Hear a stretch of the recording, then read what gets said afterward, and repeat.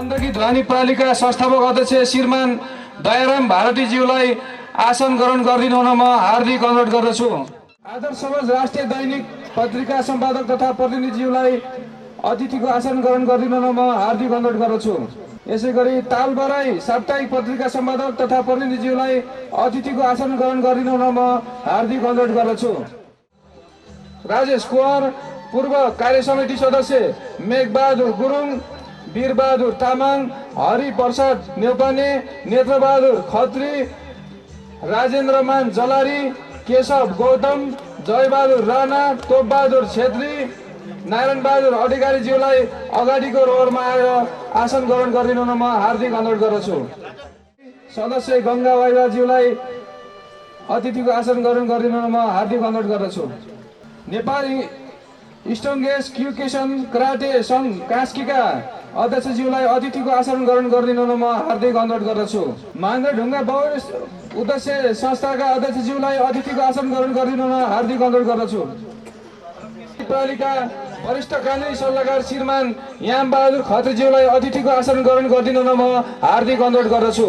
यसै गरी गण्डकी ध्वनि पालिका कानुनी सल्लाहकार श्रीमान सन्तोष अधिकारीज्यूलाई आसन ग्रहण गरिदिनु हुन हार्दिक अनुरोध गर्दछु। अतिथिको आसन गरिदिनु हुन म अखिल नेपाल यादव मजदुर सङ्घका अध्यक्ष सन्तोष खनालज्यूलाई हार्दिक अनुरोध गर्दछु। केन्द्रीय सदस्य एवं जिल्ला अध्यक्ष सन्तोष खनालज्यूलाई अतिथिको आसन ग्रहण गरिदिनु हुन म हार्दिक अनुरोध गर्छु। अखिल नेपाल यादव मजदुर सङ्घका केन्द्रीय सदस्य अर्जुन पौडेलज्यूलाई अतिथिको आसन ग्रहण गरिदिन म हार्दिक अनुरोध गर्दछु। नेपाल यातायात मजदुर सङ्घका अध्यक्षज्यू तथा प्रतिनिधिज्यूलाई अतिथिको आसन ग्रहण गरिदिन म हार्दिक अनुरोध गर्दछु। पूर्व गण्डकी मझौला मिल ट्रक सञ्चालक समितिका संस्थापक उपाध्यक्ष श्रीमान मोती प्रसाद गुरुङ, संस्थापक सचिव सुरज केसीज्यू, संस्थापक सहसचिव नवराज पराजुलीज्यू, सदस्य गोकुल थापा, टेकबहादुर कार्की, देवेन्द्र पोखरेल, भरत कुमार खाड, प्रेम लिम्बू, विक्रम केसी ज्यूलाई अतिथिको आसन ग्रहण गरिदिनु हुन म हार्दिक अनुरोध गर्दछु।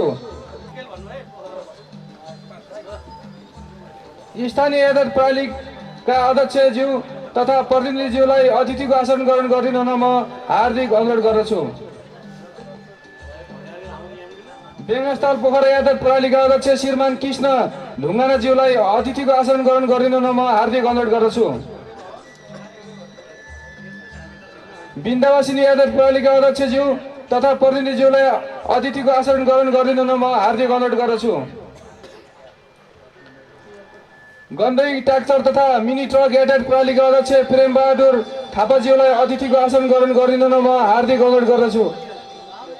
प्रबन्धकज्यू तथा प्रतिनिधिज्यूलाई अतिथिको आसन ग्रहण गरिदिनु हुन म हार्दिक अनुरोध गर्दछु।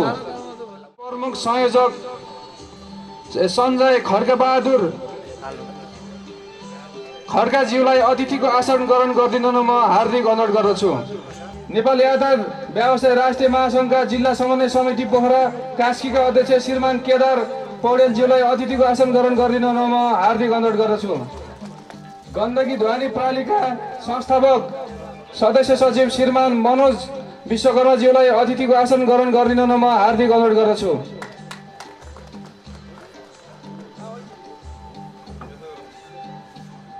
गण्डकी ध्वनि पालिका संस्थापक सचिव श्रीमान विष्णु थापाज्यूलाई अतिथिको आसन ग्रहण गरिदिनु हुन म हार्दिक अनुरोध गर्दछु। अतिथिको आसन ग्रहण गरिदिनु हुन म पोखरा महानगरपालिका 1 नम्बर 14 का वडा अध्यक्ष तथा प्रतिनिधिज्यूलाई आएर गइसक्नु भएको हुँदा यस माफ गर्नु होला। अतिथिको आसन ग्रहण गरिदिन म पोखरा महानगरपालिका वार्ड नम्बर 14 का सचिव तथा प्रतिनिधिज्यूलाई म हार्दिक अनुरोध गर्दछु। अतिथिको आसन ग्रहण गरिदिनु हुन म हार्दिक अनुरोध गर्दछु। सङ्घ गण्डकी प्रदेश संयोजक श्रीमान भानुभक्त बरालज्यूलाई आसन ग्रहण गरिदिनु हुन म हार्दिक अनुरोध गर्दछु। प्रुडेन्सियल इन्सुरेन्स कम्पनी प्राली शाखा कार्यालय पोखरा प्रबन्धक ज्यूलाई अतिथिको आसन ग्रहण गरिदिनु हुन म हार्दिक अनुरोध गर्दछु। सिद्धार्थ इन्सुरेन्स कम्पनी प्रालीका क्षेत्रीय कार्यालय पोखरा कास्कीका प्रबन्धक ज्यू तथा प्रतिनिधिज्यूलाई आसन ग्रहण गरिदिनु हुन म हार्दिक अनुरोध गर्दछु। पिरमेर इन्सुरेन्स कम्पनी प्राली शाखा कार्यालय पोखराका प्रबन्धक ज्यू अतिथिका आसन ग्रहण गरिदिनु हुन म हार्दिक अनुरोध गर्दछु। हामीले यसको नितान्त निकाय हेरिदिने निकाय भनेको यातायात व्यवस्था कार्यालय हो। यातायात व्यवस्था कार्यालयमा आफ्नो निजी कार्यक्रमको लागि निजी सवारी भनेर दर्ता हुन्छ तर भाडामा प्रयोग भइरहेका छन्। त्यसलाई हामी मजदुर सङ्घ सङ्गठन लगायत व्यवसायीहरू मिलेर पनि धेरैचोटि अनुगमन पनि गर्यो। अनुगमन गर्दाखेरि पनि हामीले कारबाही गर्ने निकाय हामी नभएको हुँदा हामीले कारबाही गर्न सक्ने अवस्था छैन। यसको लागि चाहिँ हाम्रा कारबाही गर्ने निकायहरू चाहिँ अलिक अग्रसर भइदिनुपर्ने अवस्था हामीलाई महसुस भएको छ। हामीले कुनै पनि काम गर्दाखेरि हाम्रो पेसालाई व्यवस्थित गर्नको लागि हामीले सम्बन्धित निकायमा हामीले पहिले नै कर तिरेका हुन्छौँ। अग्रिम कर तिर्ने भनेको नितान्त एउटा यातायात व्यवसाय मात्रै हो। कुनै पनि व्यवसायहरूमा अरू व्यवसायहरूमा तपाईँहरूले कुनैले पनि अग्रिम कर तिरेको हुँदैन तर यातायात सञ्चालन गर्ने यातायात व्यवसायीहरूले अग्रिम कर तिरेको हुन्छ। अब हामीले 78-79 कर तिर्ने बेला आइसक्यो तर व्यापार गर्ने उद्योगीहरूले भनेको ठ्याक्क वर्ष मरेपछि पनि तिर्छ भने हामीले पहिले तिरेको हुन्छ। रै पनि हामी यातायात पेसामा लागेका र यातायातमा काम गर्ने मान्छेहरूले भनेको अग्रिम कर तिर्दाखेरि पनि हामीलाई सूचित र आफ्नो व्यवसाय राम्रो तरिकाले सञ्चालन गर्न नपाएको अवस्था छ। यसमा पनि हाम्रो यो डिटी बालुवा ढुवानी गर्दाखेरि कतिपय पहिले पनि एकचोटि आइसकेको थियो बिहान 6 बजीसम्म र बेलुका 9 बजे पछाडि मात्रै बजारमा ढुवानी गर्ने भनेर। तर दिनभरि हामी कहाँ जाने त? बिहान एक्टिभ गरिन्छ, दिउँसो एक्टिभ गरिन्छ। त्यही गाडीले चाहिँ पानटिप गरेर हामीले दिनमा आफ्नो परिवारलाई गुजारा गर्न सकिन्थ्यो भनेदेखि बिहान र बेलुका गर्दाखेरि 2 टिप मात्रै हुन्छ। त्यसको लागि हामीले धेरै 2 चोटिसम्म चाहिँ जिल्ला प्रशासन कार्यालयमा गएर हामीले भन्दाखेरि यसको लागि व्यवस्थापन मिलाइन्छ। ट्राफिक कार्यालयमा गएर तपाईँहरू गुनासो पोख्नुहोस् यहाँ होइन भन्ने कुरो सिडिओ कार्यालयबाट जवाफ आएको थियो।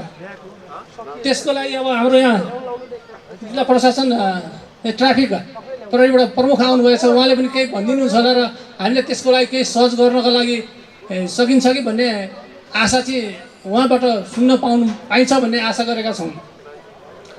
र कुनै पनि गाडीले एक्सिडेन्ट हुँदाखेरि हामीलाई उतिखेर त्यो चालक चाहिँ त्यहाँ मारपिट हुने सम्भावना धेरै बढेको पहिलेदेखि हामीले धेरै अनुभव गरेका छौँ। तर नितान्त कुनको के को गल्ती हो भन्ने कुरो नितान्त उस नभइकन पहिले त्यो चालक कस्तो छ त यो चालकको गल्ती हो कि हो भनेर चाहिँ आम पब्लिकले त्यो चालकलाई हेर्ने दृष्टिकोण नै फरक छ। त्यसलाई हामीले समन्वय गर्नको लागि हामीले प्रशासनसँग समन्वय गर्दै अगाडि बढ्नुपर्ने आवश्यकता देखिएको छ। र यस गण्डकी ढुवानी प्रालीले गर्दै आउने र अब फेरि यस पछाडि अधिवेशन पनि भएको हुँदाखेरि आउने कार्य समितिले पनि यसलाई निर्देश दिनेछ र हर हमेसा अखिल नेपाल यातायात मजदुर सङ्गठन यो प्रालीसँग हातेमालो गर्दै हिँड्ने प्रतिबद्धता सहित यहाँहरूको कार्यकाल यहाँहरूको तेस्रो साधारण सभा तथा दोस्रो महाधिवेशन भव्य र सभ्य सहित सम्पन्न होस् भन्ने शुभकामना व्यक्त गर्दै बिदा हुन्छु। हस्त अभिवादन, धन्यवाद। जिल्ला ट्राफिक प्रहरी कार्यालय प्रमुख अमृत बहादुर बस्नेतज्यूलाई शुभकामना मन्तव्य राखिदिनु न म हार्दिक अनुरोध गर्दछु। आजको यस गण्डकी ढुवानी प्राइभेट लिमिटेडको तेस्रो साधारण सभा तथा दोस्रो अधिवेशन 2078 को जुन सभाध्यक्ष गरिराख्नुभएका सभाध्यक्षज्यू, त्यस्तै यस कार्यक्रमका प्रमुख अतिथिज्यू लगायत देशमा आसीन सम्पूर्ण सबै अतिथिहरू विशिष्ट हुन्छ। विशिष्ट अतिथिज्यूहरू, विभिन्न पत्रकार सङ्घ संस्थाबाट पाल्नुभएका पत्रकार साथीहरू लगायत यस व्यवसायी साथीहरू, सर्वप्रथम म जिल्ला ट्राफिक प्रहरी कार्यालय कास्की र मेरो व्यक्तिगत तर्फबाट यहाँहरू सम्पूर्णमा हार्दिक नमस्कार व्यक्त गर्न चाहन्छु। यहाँले मलाई यस कार्यक्रममा जुन यो मौका दिनुभयो यसको लागि पनि आभार व्यक्त गर्न चाहन्छु यो कार्यक्रम आयोजकलाई। र मलाई यस कार्यक्रममा शुभकामना दिने अर्थात् यो कार्यक्रमको भव्य र सभ्य सफलताको कामना गर्ने भनेर बोलाइएको छ। यसमा बोलाएअनुसार नै म यहाँहरूको जुन कार्यक्रमको भव्य सभ्य सफलताको कामना गर्दछु। र सँगसँगै अझै ट्राफिक पुलिस अघि पनि भन्नुभयो सर्टेन कुराहरू चाहिँ भन्नुहुन्छ होला भन्ने हिसाबले ट्राफिकको हिसाबले पनि एउटा दुईवटा कुरा छोटोमा राख्न चाहन्छु। अहिले हामी स्ट्रिट महोत्सवको कार्यक्रममा पनि छौँ, त्यसले गर्दाखेरि अलिअलि हतार पनि छ। र छोटोमा एउटा दुईवटा कुरा चाहिँ म ट्राफिक प्रहरी भनौँ एज ए व्यक्तिगत रूपमा म नेपाल प्रहरीमा प्रवेश गरेको लामै समय भइसक्यो र ट्राफिक प्रहरीको हिसाबले म अलिकति सर्टेन समय काम गरेको भएको भएर वास्तवमै जुन सडक व्यवस्थापनमा ट्राफिक प्रहरी र व्यवसायहरूको विगत लामो समयदेखि नै एक किसिमको कहिले राम्रो सम्बन्ध पनि छ भन्ने कुरा हुन्छ, कहिलेकाहीँ चाहिँ ट्राफिक प्रहरीले अनावश्यक दुःख दिन्छ, सुनिदिनु पऱ्यो भन्ने कुरा पनि हुन्छ। वास्तवमा के हो त स्थिति भन्दाखेरि वास्तवमा हाम्रो जस्तो गरिब अर्थात् हाम्रो जस्तो विकास मुलुकमा चाहिँ सडकको अवस्था लगायत अन्य जुन कानुनी जटिलताहरू छन् यसको मारमा चाहिँ हामी परिरहेका छौँ जस्तो लाग्छ मलाई। आजको दिनमा पनि तपाईँले सवारी दुर्घटनाको कुरा गर्नुभयो। सवारी दुर्घटनाको डाटा हेर्नुभयो भने हामीले एनालाइसिस गर्ने अर्थात् सवारी दुर्घटनाको कारण हेर्ने भने 80% बढी सवारी दुर्घटनाको कारण चाहिँ सवारी चालक भएको देखिएको छ। किनभने सवारी तथा यातायात व्यवस्था ऐनले परिकल्पना गरेको सवारी दुर्घटना चाहिँ कस्तो हो भनेदेखि मानवीय त्रुटि नभइकन यान्त्रिक गडबडीको कारणले हुने दुर्घटना भएको कारणले गर्दाखेरि अहिलेको पनि नेपालको कानुनले हेर्ने हो भने सायदै सेल्फ डिफेन्समा भन्दा पनि सेल्फ डिफेन्स बाहेक अन्य अवस्थामा बलात्कारको केस बाहेक अन्य स्थितिमा कुनै मान्छेको मृत्यु भयो भने उन्मुक्ति दिने अवस्था छैन। यहाँ कानुनको विज्ञ सरहरू पनि हुन्छ, योगेन्द्र सर पनि कानुनकै विद्यार्थी हो, उहाँ आफै ल प्र्याक्टिसनर पनि हो। त्यसले गर्दाखेरि नेपालको मात्र यस्तै एउटा कानुन हो जुन तपाईँसँग सवारी चालक छ भने सायदै चालक जेल गएको छैन भनेपछि नेपालको कानुनले ठुलै भ्यालु दिएको छ। तर त्यसमा के हो भने चालकको गल्ती चाहिँ अपेक्षा गरिएको छैन।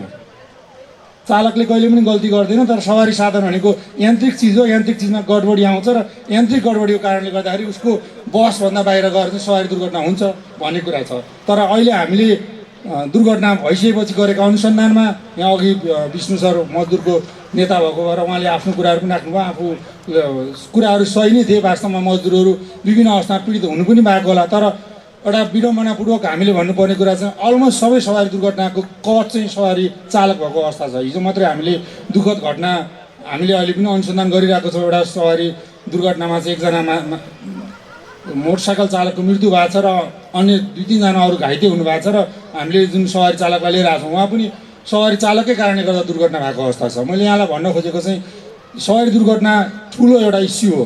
अहिले हामीले अझ तपाईँले अझ बिग पिक्चरमा अर्थात् ठुलो हिसाबमा अध्ययन गर्नुभयो भने सवारी दुर्घटनाबाट जुन हुने क्षति छ आजको दिनमा कोरोनाभन्दा पनि अझ ठुलो क्रोनिक हो। यसलाई एड्रेस गर्नुपर्ने हुन्छ। दैनिक रूपमा 5 देखि 7 जना मान्छेको मृत्यु भएको छ भने 12 देखि 15 जना चाहिँ ठुलो अङ्गभङ्ग भएर चाहिँ नेपालको यङ मान्छेहरू।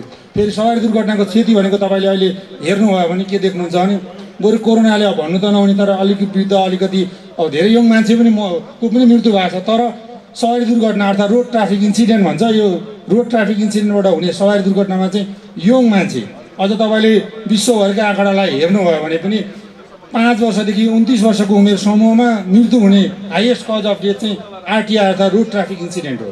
त्यसले गर्दा तपाईँ हामी सम्पूर्ण विशेष गरी व्यवसायी स्टेक होल्डर अझ यसमा त सरकार जो स्थानीय सरकार लगायत अहिले सङ्घीय सरकारहरू छ उहाँहरूले चाहिँ यसलाई टाइममा कसरी हुन्छ रोड सेफ्टीको लागि।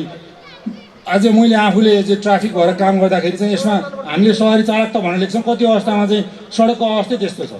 तपाईँको म त नेपालको सडकलाई चाहिँ मिक्स भेज भन्न चाहन्छु, किनभने यहाँ तपाईँलाई कतिखेर के आउँछ थाहा हुन्न, मिक्स भेजमा के खान्छ थाहा हुन्न नि त, त्यो के खाएको अब खाने बेला त्यस्तै छ।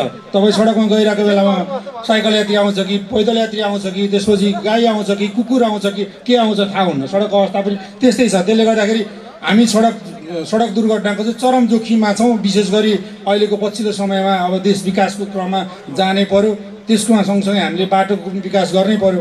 यहीँ अहिले तपाईँले हेर्नुभयो भने पहिलेको हिसाबमा कति सहरी साधन गुड्थे पोखरामा, आजको दिनमा मैले आकलन गर्दाखेरि प्रत्येक दिन सहरी साधनको जुन मुभमेन्ट हुन्छ त्यसलाई हेर्ने हो भने 2 लाखभन्दा बढी सहरी साधन यही पोखराको विशेष गरी महानगर एरियामा मात्रै मुभमेन्ट हुँदो रहेछ। अहिले तपाईँले पृथ्वी चोकमा गएर हेर्नुभयो भने 1 मिनटमा 15 देखि 18वटा ठुला सहरी साधनहरूको आगमन हुन्छ। त्यो अवस्था छ। त्यसले गर्दाखेरि मैले यहाँ भन्न खोजेको हामी विकासलाई पनि सँगसँगै लिएर जानुपर्ने छ। त्यसले गर्दा सहरी आगमनको नि वृद्धि गर्नै पर्यो, तर सँगसँगै सडक दुर्घटनाको जुन जोखिम छ यसलाई चाहिँ न्यूनीकरण गर्नुपर्ने हुन्छ। यहाँले अर्को कानुनी कुरामा आएका जटिलता कुराहरू छन्, यसलाई चाहिँ हामी कानुनी कुरामा चेन्ज गर्न सक्ने हैसियतमा त ट्राफिक प्रहरी हुँदैन, तर ट्राफिक प्रहरीले चाहिँ जहिले पनि व्यवसायीसँग चाहिँ आफ्नो लेभल क्षमताले भ्याएसम्म सहकार्य गर्दै आएको।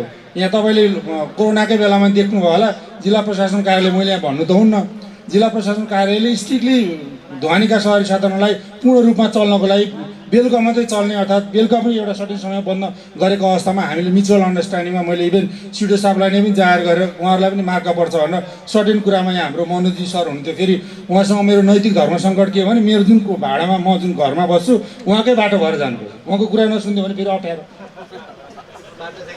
बाटो छेक्ने पनि सम्भावना हुन्छ होइन। त्यही भएर पनि जे होस् तपाईँले त्यहाँ त्यतिखेर पनि तपाईँले एकदम छातीमा हात राखेर भन्नुपर्छ। ट्राफिक प्रहरीले जिल्ला ट्राफिकले खासै आँखा चिम्लिदिएको अवस्था थियो। कोरोना आफ्नो ठाउँमा थियो, मजदुरहरूले पनि आफ्नो हिसाबले आफ्नो जीविकोपार्जन गर्नु पर्यो भन्ने हिसाबले सर्टेन कुराहरू चाहिँ हामीले सिडिओ साहबलाई जाहेर गरेर अथवा जिल्ला प्रहरी कार्यालयलाई समेत जाहेर गरेर पनि सहकार्य गरौँ। मैले यहाँहरूलाई जोड्न खोजेको चाहिँ एज ए ट्राफिक पुलिस व्यक्तिगत रूपमा मैले एज ए ट्राफिक प्रहरी अर्थात् व्यवसायीसँग गर्नुपर्ने सहकार्य चाहिँ हामी आफ्नो लेभलमा एज ए प्रहरीले गर्न सक्ने लेभलसम्म चाहिँ गर्ने कुरा हुन्छ, तर कति कुराहरू चाहिँ प्रहरीको क्षमताभन्दा पनि बाहिर हुन्छ। जुन कुरा चाहिँ यहाँहरूले के कुरा बुझिदिनु पऱ्यो, चाहिँ पुलिसकै काम हो। अझ धेरै कुरा त जस्तो एज ए पब्लिकले कहिले काहीँ दुर्घटना भएपछि भन्नुहुन्छ कि यहाँ त्यो सिसिटिभी किन राखेको, तपाईँहरू ट्राफिक भएर के हेरेर बसेको भन्नुहुन्छ। म पनि तपाईँहरू जस्तै नेपाली नागरिकको छोरा, कुनै एउटा बेलामा जाहिर खाने उमेरमा चाहिँ जाहिर खोज्ने क्रममा नेपाल प्रहरी भएर आएको र ट्राफिक प्रहरी भएको र ट्राफिक प्रहरीलाई दिएको फेसिलिटिजको हिसाबमा होइन रोड म्यानेजमेन्ट हामीले एकचोटि एउटा स्टडी नै गरेर हेरेको थियौँ। यसमा हेर्ने हो भने करिब करिब हाम्रो 3% भूमिका रहेछ सडकमा, किनभने हामी विशुद्ध सडकमा रेगुलेट गर्ने, सहरी दुर्घटना अनुसन्धान गरेर ठुलो दुर्घटना भयो भने त्यो नेपाल प्रहरीले गर्छ। त्यहाँ कुनै खाल्डो पऱ्यो अथवा केही पऱ्यो भने त्यसलाई पुर्ने काम सडक विभाग अथवा त्यहाँको स्थानीय सरकारले गर्छ।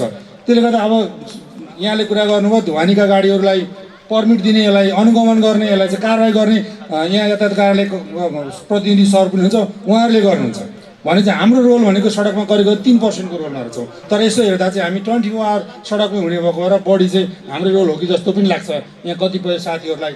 मैले हामीलाई यहाँलाई भन्न खोजेको कुरा चाहिँ ट्राफिक प्रहरी जहिले पनि व्यवसायीको जुनसुकै लेभलमा पनि सहकार्य गर्ने, किनभने हामी हाम्रो उपस्थिति राज्यको तर्फबाट भएकै त्यही व्यवसायीलाई सहजीकरण गरिदिने, सडकमा ट्राफिक व्यवस्थापन कायम गर्ने, सहरी दुर्घटना भयो भने त्यसलाई अनुसन्धान गर्ने, यी कुरालाई दिएर चाहिँ हाम्रो यातायात कार्यालयले दिएको जुन हामीलाई दिएको कानुनी प्रत्यायोजन त्यसको आधारमा चाहिँ हामीले सर्टेन सहरी नियम उल्लङ्घन गर्ने मान्छेलाई कारवाही गर्ने पनि गरिरहेछौँ। त्यसले गर्दाखेरि हामी राज्य ट्राफिक पुलिस चाहिँ जहिले पनि यहाँहरूसँग सहकार्य गर्न तयार छौँ र यहाँहरूलाई परेका पिरमार्का आफ्नो लेभलमा हाम्रो तर्फबाट जुन जिल्ला ट्राफिक प्रहरी कार्यालयले गर्ने कामको लागि सदैव तयार छ भन्दै पुनः एकचोटि यहाँहरूको जुन व्यावसायिक अब आउने साधारण सभा तथा यो जुन अधिवेशनले चाहिँ तपाईँहरूको व्यावसायिक जुन कुराहरू छन् त्यसलाई चाहिँ सम्बन्धित ठाउँमा पुगाउन सकोस् र यहाँको व्यावसायिक सफलता मिलोस् भन्दै यस कार्यक्रमको पनि पूर्ण भव्य सभ्य सफलताको कामना पनि गर्दछु। र अन्त्यमा जुन अब हामी नयाँ वर्षको सेलिब्रेसन छौँ र यही मौकामा विदेशी नयाँ वर्ष भए पनि जुन अङ्ग्रेजी नयाँ वर्षको पनि यहाँहरूलाई हार्दिक शुभकामना दिँदै मेरो छोटो मन्तव्य यहीँ अन्त्य गर्न चाहन्छु। धन्यवाद। जय नेपाल। श्री वसन्त सापकोटाज्यूलाई अतिथिको आसन ग्रहण गर्न म हार्दिक अनुरोध गर्दछु। यता स्थानमा आसन ग्रहण हुन म विजय लामा तामाङ सप्लायरका रामबहादुर तामाङज्यूलाई हार्दिक अनुरोध गर्दछु। सम्पूर्ण ट्याक्सी सेवा इकाइका अध्यक्षज्यूहरूलाई अतिथिको आसन ग्रहण गर्न म हार्दिक अनुरोध गर्दछु। शुभकामना मन्तव्य राखिदिन म नेपाल तामाङ घेडुङ प्रदेश नम्बर 4 का सल्लाहकार श्री दीपक वाइबा तामाङज्यूलाई हार्दिक अनुरोध गर्दछु। आजको यस महत्त्वपूर्ण कार्यक्रम गण्डकी ढुवानी प्रणालीको दोस्रो अधिवेशन तथा तेस्रो वार्षिक साधारण सभा कार्यक्रमका आदरणीय सभाध्यक्षज्यू, कार्यक्रमका प्रमुख अतिथिज्यू, ड्यासमा आसीन अतिथिगण र यस कार्यक्रममा सहभागी सम्पूर्ण आदरणीय व्यवसायी मित्रहरू, यहाँहरू सबैलाई लासो फ्याफुल्ला नमस्कार र इस्वी सम्वत 2022 को हार्दिक मङ्गलमय शुभकामना पनि व्यक्त गर्न चाहन्छु। आज विशेष गरेर यो महत्त्वपूर्ण कार्यक्रममा आमन्त्रित गर्नुभई केही कुरा राख्ने सुअवसर प्रदान गर्नुभयो। म आयोजक मित्रहरूलाई हृदयदेखि धन्यवाद भन्न चाहन्छु। सँगसँगै यहाँहरूको व्यावसायिक हक हितको निम्ति जसरी सङ्गठित भएर यहाँहरू लागिराख्नु भएको छ, यहाँहरूको जो अभियान छ, आफ्नो वर्ग समुदाय, आफ्नो पेसा व्यवसायी समूहको त्यो अभियान निरन्तर अगाडि बढोस्। राज्यको तर्फबाट यहाँले प्राप्त गर्नुपर्ने सेवा सुविधा, अवसर, संरक्षण, सबै खालका सेवा सुविधा प्राप्त गर्न यहाँहरू सफल रहोस्। सँगसँगै पूर्ववक्ता हाम्रा मित्रहरूले अत्यन्तै महत्त्वपूर्ण विषयहरू उजागर गर्नुभएको छ। यही क्षेत्रमा रहेर विगत लामो समयदेखि सेवारत, यही पेसासँग जोडेर लामो समयदेखि सङ्घर्षरत आदरणीय व्यक्तित्वहरू जो ट्रेड युनियन महासङ्घसँग सम्बद्ध, यातायात व्यवसायसँग सम्बद्ध, हरेक क्षेत्रसँग सम्बद्ध भएर जसरी यातायात क्षेत्रको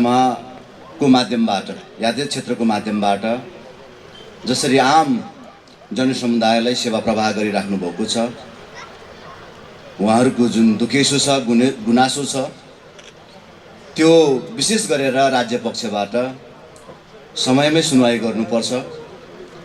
हामी सबै आम जनसमुदायको पनि यसमा ऐक्यबद्धता रहन्छ र हाम्रो साथ र सहयोग पनि रहन्छ। म नितान्त यो व्यवसायसँग र अथवा यो क्षेत्रसँग जोडिएको व्यक्ति होइन। म सामान्य एउटा सामाजिक अभियन्ता कार्यकर्ता हुँ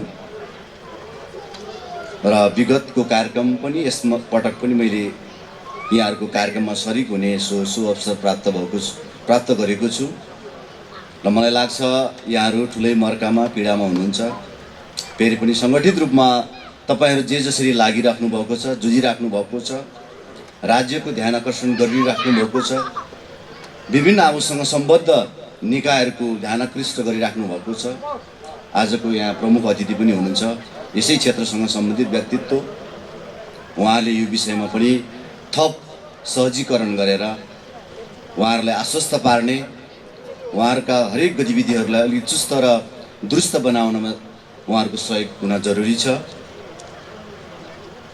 यिनै कुराहरू यहाँलाई निवेदन गर्दै यहाँहरूको जुन सङ्गठित रूपमा जसरी यो गण्डकी ढुवानी प्रणालीले आफूसँग जोडिएका व्यवसायिक साथीहरूलाई जसरी एउटै मालामा उठ्दै सहकार्य गर्दै हात्तीमालो गर्दै अगाडि बढिराख्नु भएको छ, यो अत्यन्तै खुसीको कुरा हो। आउँदा दिनहरूमा पनि यहाँहरूको यो सहयात्रा निरन्तर अत्यन्तै राम्रो रहोस्, सुखद रहोस्, फलदायी रहोस् र यिनै कुराहरू व्यक्त गर्दै यहाँहरूको यो तेस्रो वार्षिक साधारण सभा र दोस्रो अधिवेशनबाट अत्यन्तै महत्त्वपूर्ण जिम्मेवारी जो आज छानिनु पनि जानुभएको छ, चुन्ने जुन अवसर पनि रहेछ, अत्यन्तै जुझारु, अत्यन्तै क्रियाशील, आफ्नो हक हितको निम्ति सधैँ लडिरहने, जुझिरहने निस्वार्थ भावनाका नेतृत्वलाई फेरि स्थापित गर्न यहाँहरू सफल रहोस्। यिनै शुभेच्छा व्यक्त गर्दै मेरो भनाइहरू अन्त्य गर्न चाहन्छु। हस्, धन्यवाद, नमस्कार। प्रेस सेन्टर कास्कीका अध्यक्ष शिवराज बास्तोकतीज्यूलाई शुभकामना मन्तव्य राखिदिन हार्दिक अनुरोध गर्दछु।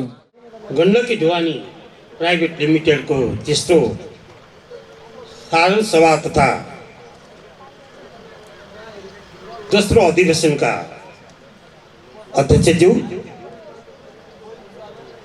यस कार्यक्रमका प्रमुख अतिथिज्यू, विशिष्ट अतिथिज्यू, देशमा आसिन सम्पूर्ण अतिथिगणहरू साथै यहाँ यो कार्यक्रममा उपस्थित हुनुभएका सम्पूर्ण निकायका अध्यक्षज्यू प्रतिनिधिज्यूहरू साथै सम्पूर्ण व्यवसायी मित्रहरू र सञ्चारकर्मी मित्रहरूमा सबैभन्दा पहिला त म आज संयोग पनि अत्यन्तै फरक ढङ्गको संयोग परेको छ।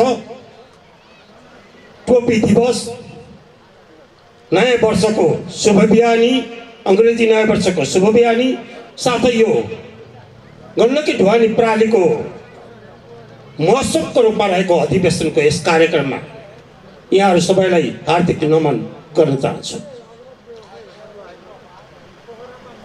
भन्नै पर्ने कुराहरू त खासै देखिँदैनन्, किनभने भनेर पनि अर्थ नरहेको यो परिस्थितिमा, भनेका कुराहरूले पनि स्थल नपाएको यो परिस्थितिमा हामीले रूपान्तरण गर्न चाहेर पनि रूपान्तरण हुन नसकेको यो अवस्थामा भन्नुले खासै केही अर्थ राख्दैन। किनभने यातायात क्षेत्रका विषयलाई आज मैले यहाँ देखिरहेको छु। यहाँ देशमा यातायात व्यवसायका मजदुरका हक अधिकारका कुरा गर्दै नेतृत्व गर्दै जानुभएका नेतागणहरूका कपाल फुलिसके, उहाँहरू वयस्क हुनु भइसक्यो, तर व्यवसायी मजदुरहरूका हक अधिकार अझै पनि सुनिश्चित हुन सकेका छैनन्। त्यस उसले पनि भन्नुले अर्थ नरहेको अवस्था देखिन्छ। कतिपय अवस्थामा यातायात व्यवसायीका हक अधिकारका कुरा गरिरहँदा व्यवसायीहरू, यातायात मजदुरहरू कुनै न कुनै पार्टीको सदस्य हुनुपर्ने, अन्यथा ट्राफिक प्रहरीले लाइसेन्स लियो, बिलबुक लियो भने पनि उपलब्ध हुन समस्या हुने देखिएको छ। यस्तो परम्परालाई हामीले अन्त्य गर्नुपर्छ। हामीले देखेका छौँ आज स्वरोजगार मजदुरका कुरा आइरहेका छन्, तर यहाँ स्वरोजगार मजदुरका नाममा बर्म लुट गरिएको छ, लुट बताइएको छ, तर यहाँ बोल्ने निकाय कोही छैन। किनभने ती बर्म लुट बताउनेहरू पनि शक्ति र पहुँच हुनेहरूसँग साँठगाँठ भएका कारणले सामान्य यातायात मजदुरका अधिकार सुनिश्चित हुन सकेका छैनन्। आज स्वरोज मजदुरका नाममा पुँजीपति वर्गले आफ्नो साम्राज्य फैलाइरहेको छ, तर यहाँ बोल्ने निकाय कोही छैन। वर्षौँदेखिबाट सर्वहारा वर्गका कुरा उठान गर्दै, वर्षौँदेखिबाट मजदुरका कुरा, हक अधिकारका कुराहरू लिएर आएका ती निकायहरूका नेतागणहरू समेत आज पुँजीपति वर्गहरूसँग साँठगाँठ गरेर ती मजदुरका सपनाहरूलाई कुल्चने काम गरिरहेका छन्। हामी भन्न बाध्य छौँ त्यस उसले पनि अब यातायात मजदुरहरू विभिन्न विचारले विभाजन गरेर कमजोर अवस्थामा रहेको वर्तमान अवस्थामा अब यातायात मजदुर विभिन्न विचार होइन, मजदुरको हक अधिकारका लागि एउटै विचार र एउटै स्वर हुनु आजको आवश्यक छ। यातायात मजदुर किन कमजोर भए भन्ने कुरा विचारबाट विभाजन भयो। तोकेको नीति नियम विपरीत जाने जो कोहीले पनि यदि पर्खिलाप गर्छ कानुनलाई भने त्यसलाई समात्ने अधिकार अब हरेक नागरिकमा हुनुपर्छ।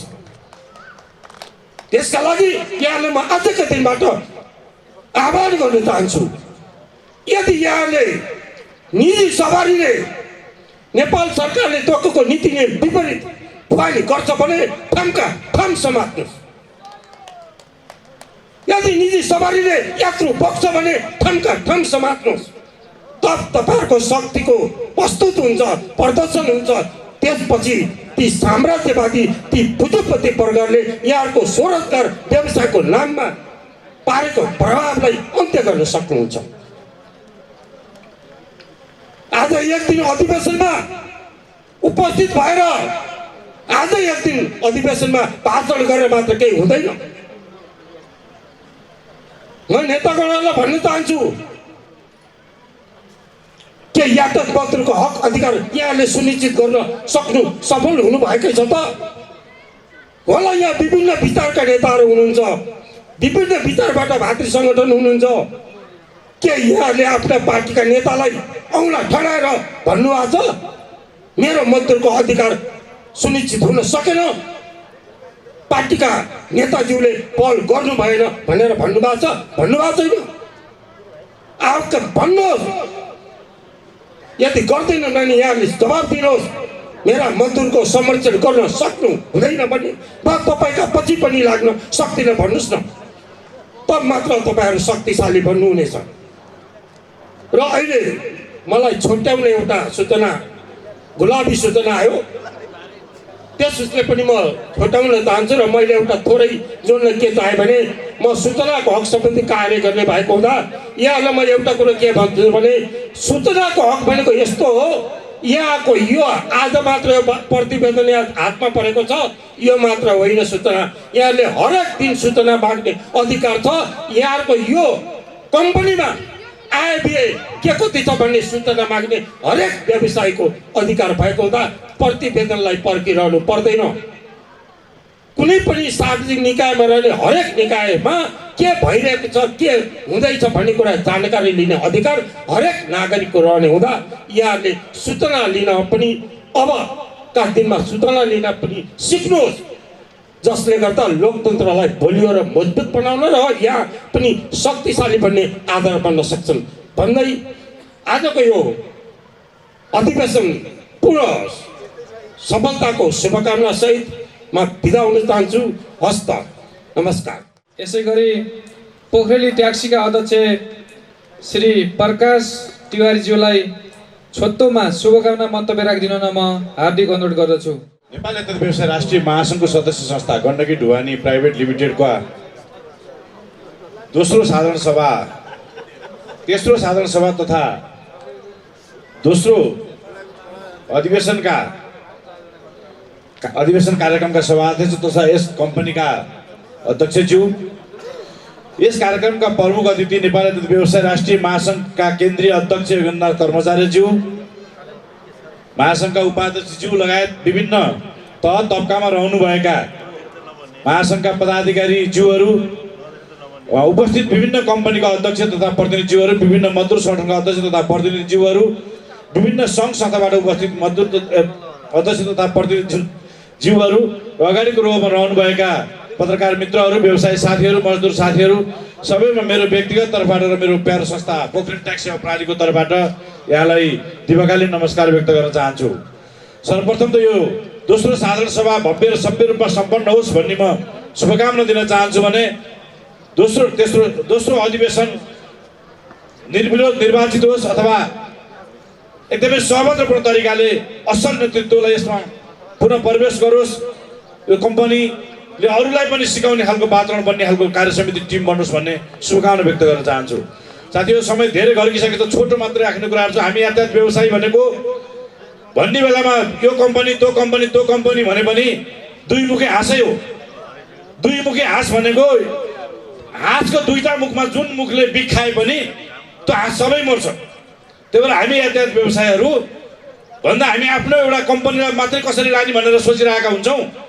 यदि यसरी सोच्दै जाँदाखेरि समग्र यातायात व्यवसायको नेतृत्व गर्न सकिएन, समग्र व्यवसायको विषयमा सोच्न सकिएन भने सबै मर्नुको केही पनि विकल्प छैन। एउटा मुखले अमृत खाँदा अर्को मुखलाई रुचेर बिख खाइदियो भने पनि दुईटै हाँस, एउटै हाँस दुईटै मुख मर्छ साथी हो। त्यही भएर एक संस्था, एक कम्पनीले एक अर्को कम्पनीलाई सहज र सद्भावपूर्ण तरिकाले अगाडि बढ्न सकिएन भने हाम्रो पेसा सुरक्षित हुनेवाला छैन। धेरै राखिसक्नुभयो अग्र वक्ता साथीहरूले रातापिँढीका समस्या, यो समस्याको विषयमा यहाँहरूले पनि गरेको योगदान र हामीले पनि यसमा सहकार्य गरेको अहिले पछिल्लो चरण व्यवस्थापन समितिका अध्यक्ष, यातायात व्यवस्थापन कार्यालयका प्रमुखज्यूको संयोजकत्वमा भएको बैठकको निर्णय अनुसार नै हामीले जसरी रातोपिँढीको अनुगमनलाई तीव्रता दिएका छौँ, यसलाई अझ बढी सशक्त रूपमा अगाडि नलाने हो भने एक दिन यस्तो दिन आउनेछ कि रातापिँढीका सवारी साधनले कालो पिँढीलाई लहेर्न सक्ने सम्भावना हुनेछ।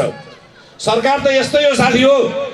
भेडाको ग्रुपले भने चाहिँ आज हाम्रो मालिकले ज्याकेट बान्ने भनेर भेडाका ग्रुपहरू मक्ख भएर बैठक बस्दै थिए अरे। मालिकले आफ्नै त्यो उन चाहिँ पुरै कैँचीले लाएर खाँदेर आखिर त्यही उन ल्याएर दिने, त्यसमा नि कति घाटा भयो होला। सरकारबाट हामीले धेरै अपेक्षा गर्नु पर्दैन। यदि हामीले व्यावसायिक एकता भएन भने हामी कहीँ रहनेवाला छैनौँ।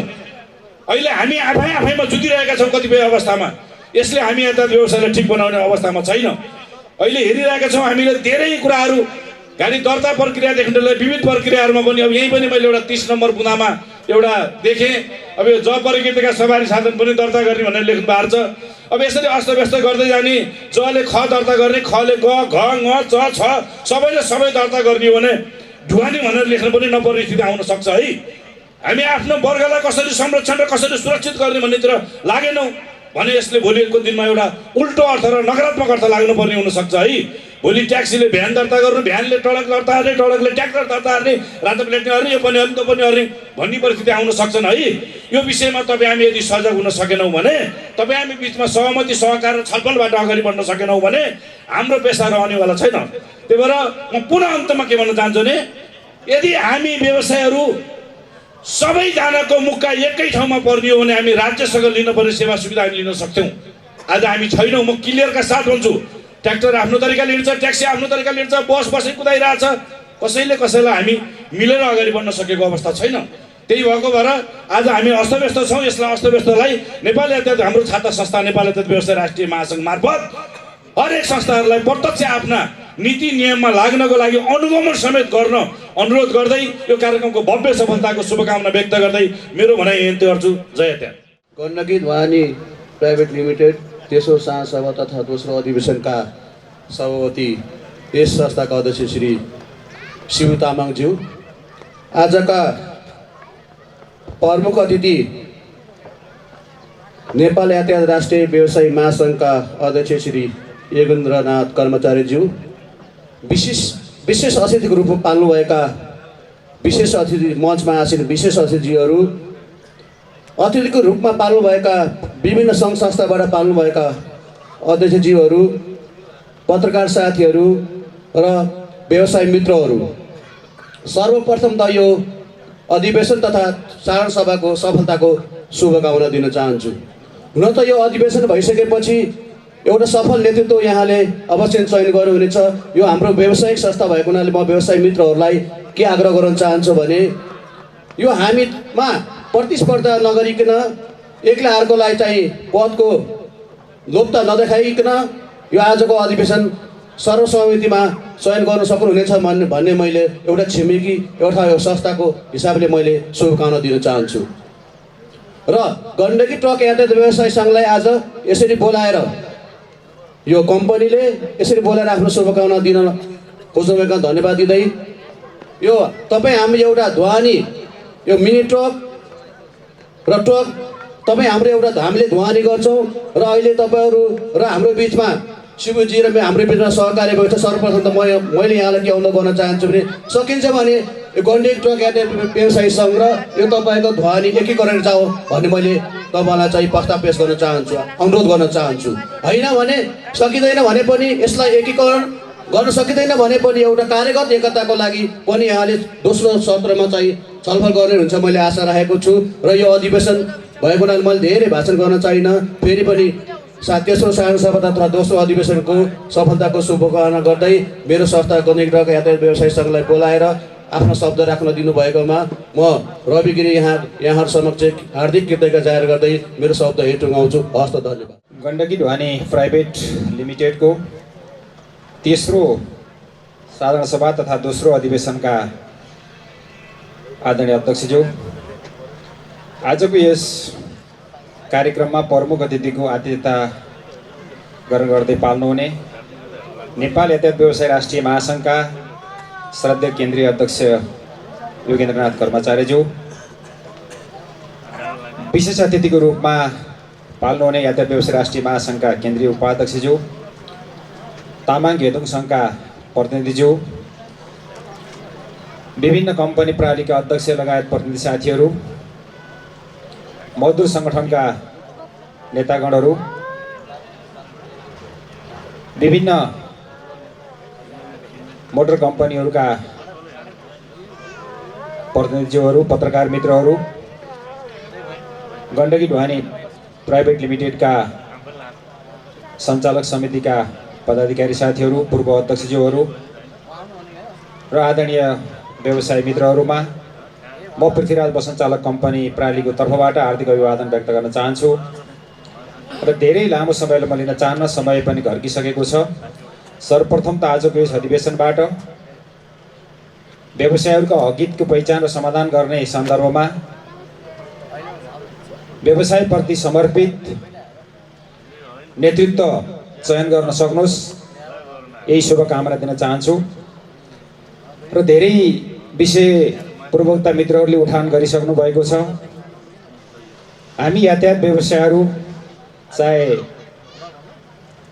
यात्रु ओसार पसार गर्ने कुराको सन्दर्भमा होस्, चाहे ढुवानीको सन्दर्भमा होस्, तपाईँ हाम्रो कामको प्रकृतिमा केही फरकता स्वाभाविक रूपमा छ, तर व्यवसायप्रतिका समस्याहरू, कानुनी जटिलताहरू तपाईँ हाम्रो बिचमा सबै समान रूपमा सबै कानुनहरू आकर्षित हुन्छन्, चाहे दुर्घटनाको सन्दर्भमा होस्, चाहे सञ्चालन व्यवस्थापनको सन्दर्भमा होस्। तपाईँ हाम्रा समस्याहरू सामूहिक समस्याहरू, यी सामूहिक समस्याहरूको पहिचान र समाधान गर्ने कुराको सन्दर्भमा यातायात व्यवसाय राष्ट्रिय महासङ्घ र ढुवानीको सन्दर्भमा ट्रक व्यवसायी महासङ्घले संयुक्त रूपमा यो देशका मजदुर सङ्गठनहरू जसले मजदुरका हक अधिकारको सन्दर्भमा आफ्ना सैद्धान्तिक सहमतिहरूलाई अगाडि बढाउँदै अगाडि बढेका छन्, यी मजदुर सङ्गठनहरू ट्रक व्यवसायी महासङ्घ, यातायात व्यवसाय राष्ट्रिय महासङ्घको संयुक्त आयोजनामा यातायात व्यवसायका समस्याहरूको बारेमा नीतिगत रूपमा सरकारसँग वार्ता संवाद र छलफल गरेर तमाम समस्याहरूलाई समाधान गर्नका निम्ति अगाडि बढ्न सकेनौँ र नीतिगत रूपमा सरकारसँग नीति निर्माण गर्न सकेनौँ भने तपाईँ हाम्रो पेसा कोरोनाका कारणले अहिले एउटा आइसियुमा छटपटाइरहेको बिरामीको अवस्थामा छौँ। मलाई लाग्छ पौष मसान्तर नेपाल सरकारले कोरोनाका कारणले हामी विभिन्न पेसा व्यवसायहरूलाई बैंक वित्तीय संस्थाले समेत समय व्यवस्थापन गरेको कारणले हामीलाई अहिलेसम्म त त्यति समस्या छ जस्तो लाग्दैन। अहिले त धेरै बैंक वित्तीय संस्थाका साथीहरूले हामीसँग आग्रह के गर्नुहुन्छ, तपाईँहरूका गाडी कहाँ कहाँ चल्छन् हामीलाई रेकर्ड दिनु पर्यो भनेर समेत बैंक वित्तीय संस्थाका साथीहरू आउँदै हुनुहुन्छ र पृथ्वीराजको सन्दर्भमा रेकर्ड माग्दै हुनुहुन्छ। मैले किन माग्न पर्यो भन्ने प्रश्न गर्दा अब हामीले गाडी समाउनका निम्ति कहाँ चल्ने गाडीहरू हुन्, हामीलाई एउटा रेकर्ड प्राप्त भयो भने बाटोमा बस्न सजिलो होला भनेर हामीले रेकर्ड मागेको हो भनेर समेत हामीसँग रेकर्ड माग्ने काम भएको छ। अब मलाई लाग्छ यो पौष मसान्तरपछि थुप्रै यातायात व्यवसायीका सवारी साधनहरू हामीले किस्ता तिर्न सकेका त छैनौँ, सहज ढङ्गले सञ्चालन मात्रै भएको छ। अहिले करिब 17, 18, 20 महिना हामी कोरोनाकै कहरमा छौँ। अब बैंक वित्तीय संस्थाले हामीलाई छोड्नेवाला त छैनन्। बैंक वित्तीय संस्था भनेको लोकतान्त्रिक शोषकहरू हुन् यिनीहरू, हामीलाई त लाग्छ। अहिले सम्झौता गरेको ब्याजभन्दा तेब्बर ब्याज बढाइरहेका छन्। हामी बोल्न सक्ने अवस्थामा पनि छैनौँ। राष्ट्र बैंक तथा वित्तीय राष्ट्र बैंकले निर्देशन जारी गरेको छ, मौद्रिक नीति सार्वजनिक गरेको छ, मौद्रिक नीति कार्यान्वयन हुँदैन। तपाईँ हामीले मौद्रिक नीतिमा भएका 98, 99 र 100 मौद्रिक नीतिका 3टा बुँदाहरू छन्। ती बुँदामा भएका व्यवस्थालाई बैंक वित्तीय संस्थाले कार्यान्वयन गरेको छैन। तपाईँ हामीले त्यो विषयमा वार्ता संवाद छलफल गरेका छौँ जस्तो लाग्दैन। बैंक वित्तीय जुन राष्ट्र बैंकको मौद्रिक नीतिको 98 मा भनेको छ सवारी साधन मर्म सम्हार गर्नका निम्ति प्रति सवारी साधनले 2 लाख रुपैयाँ व्यवस्थापन गरेको छ। हामी कसैले पाएका छैनौँ, कोही ब्याङ्क वित्तीय संस्थाले दिँदैन। गण्डकी प्रदेश सरकारले व्यवसायी जीवन रक्षा कोष भनेर 1 खरबको योजना बजेट विनियोजन गरेको छ। आजको यस कार्यक्रमका प्रमुख अतिथिज्यूलाई के निवेदन गर्न चाहन्छु भने अब हामीले निकट भविष्यमा ट्रक व्यवसायी महासङ्घ, यातायात व्यवसाय राष्ट्रिय महासङ्घ र यो देशका मजदुर सङ्घ सङ्गठनको संयुक्त बैठकबाट हामीले एउटा आन्दोलनको व्यवस्थापन गर्न सकेनौँ र आन्दोलन गर्न सकेनौँ भने हाम्रा सवारी साधनहरू सञ्चालन गर्नका निम्ति कानुनी झन्झटिला जटिलताहरू, दुर्घटनापछि हुने समस्याहरू, जोखिमहरूलाई न्यूनीकरण गर्नका निम्ति हामीलाई एकदम फलामको चिउरा साबित हुनेछ। त्यसको निम्ति हामी यातायात व्यवसायहरूले आफ्ना हक अधिकार सुरक्षित गर्नका निम्ति हिजो राजनीतिक दलको स्वार्थपूर्ति गर्नका निम्ति हाम्रा सवारी साधनहरू घर ग्यारेजमा खडा गर्ने, आन्दोलनमा हाम्रा सवारी साधन तोडफोड हुँदा हामीले चाहिँ क्षतिपूर्ति नपाउने स्थिति थियो भने अब हामीले आफ्ना अधिकार सुनिश्चित गर्नका निम्ति यो नेपाल हो, आन्दोलनबाट मात्रै हाम्रा अधिकारहरू स्थापित हुन सक्छन् भन्ने कुरा हामीले बुझेका छौँ। त्यसलाई बुझेका कुराहरूलाई पनि हामी व्यवसायहरूले मात्रै आन्दोलन गरेर एउटा संस्था दुईटा संस्थाले गरेर मात्रै यी समस्याहरू समाधान नहुने हुनाले समग्र रूपमा यातायात व्यवसाय राष्ट्रिय महासङ्घ सहितको मजदुर सङ्घ सङ्गठन सहित हामी अगाडि बढ्न सक्यौँ र नीतिगत रूपमा योजनाका साथ अगाडि बढ्न सक्यौँ र कानुनमा संशोधन गरेर सवारी आयात सम्बन्धी नीतिगत व्यवस्थाहरू, सवारी सञ्चालन सम्बन्धी करका कुराहरू, हाम्रो सम्पत्ति रूपान्तरणका कुराहरू, सबै सञ्चालन व्यवस्थापनका कुराहरूको बारेमा हामीले आफ्ना आवाजहरूलाई बुलन्द गर्न सक्यौँ भने मात्रै हामी हाम्रो पेसा व्यवसाय सुरक्षित रहनेछ।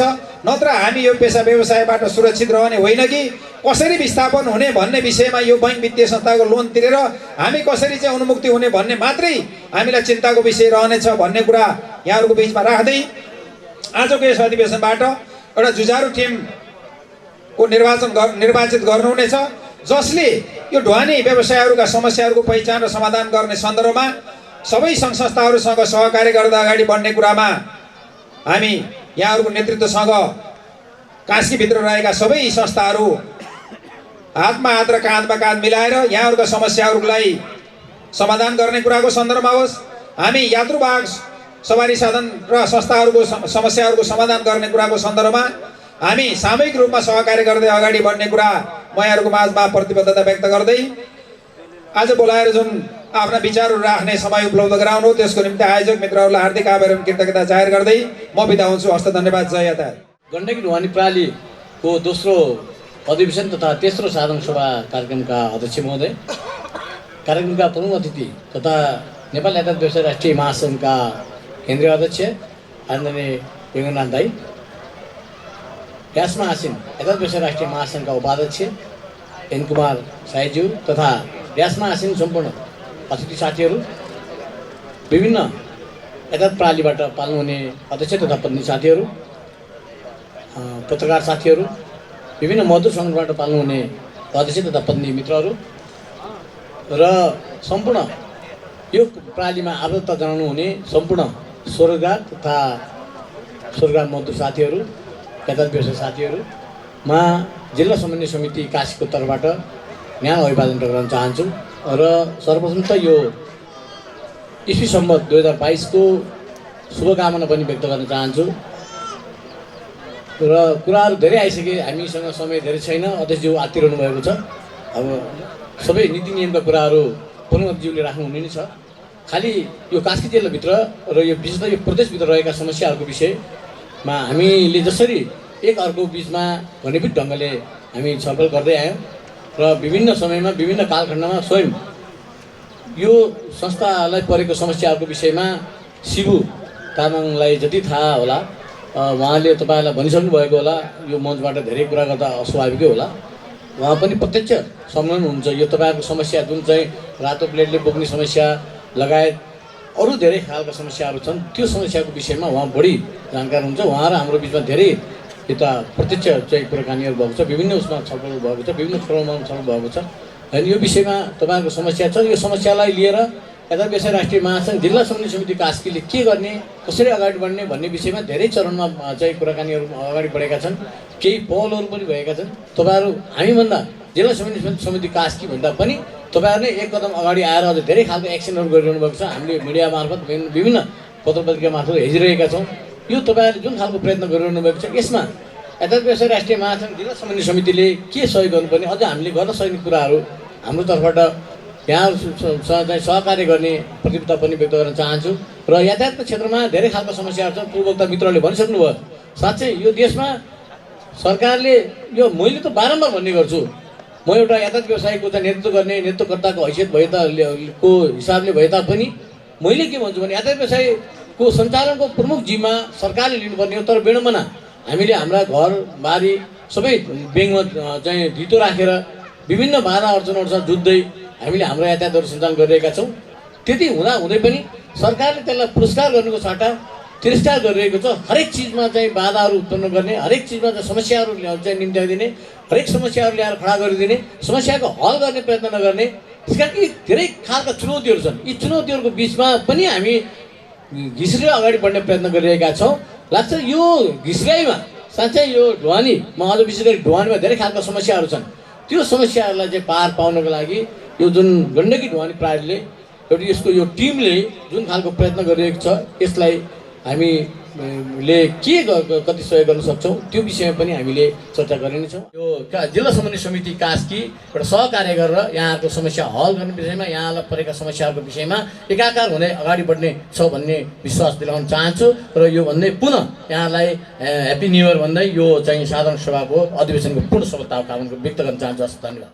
सम्मान पत्र ग्रहण गरिदिन म अटोएस प्रणालीका प्रबन्धक ज्यू तथा प्रतिनिधिज्यूलाई सादर अनुरोध गर्दछु भने मायाको चिन्ह प्रदान गरिदिनु हुन आजका प्रमुख अतिथिज्यूलाई सादर अनुरोध गर्छु भने सहयोग गरिदिनु हुन म अध्यक्षज्यूलाई अनुरोध गर्दछु।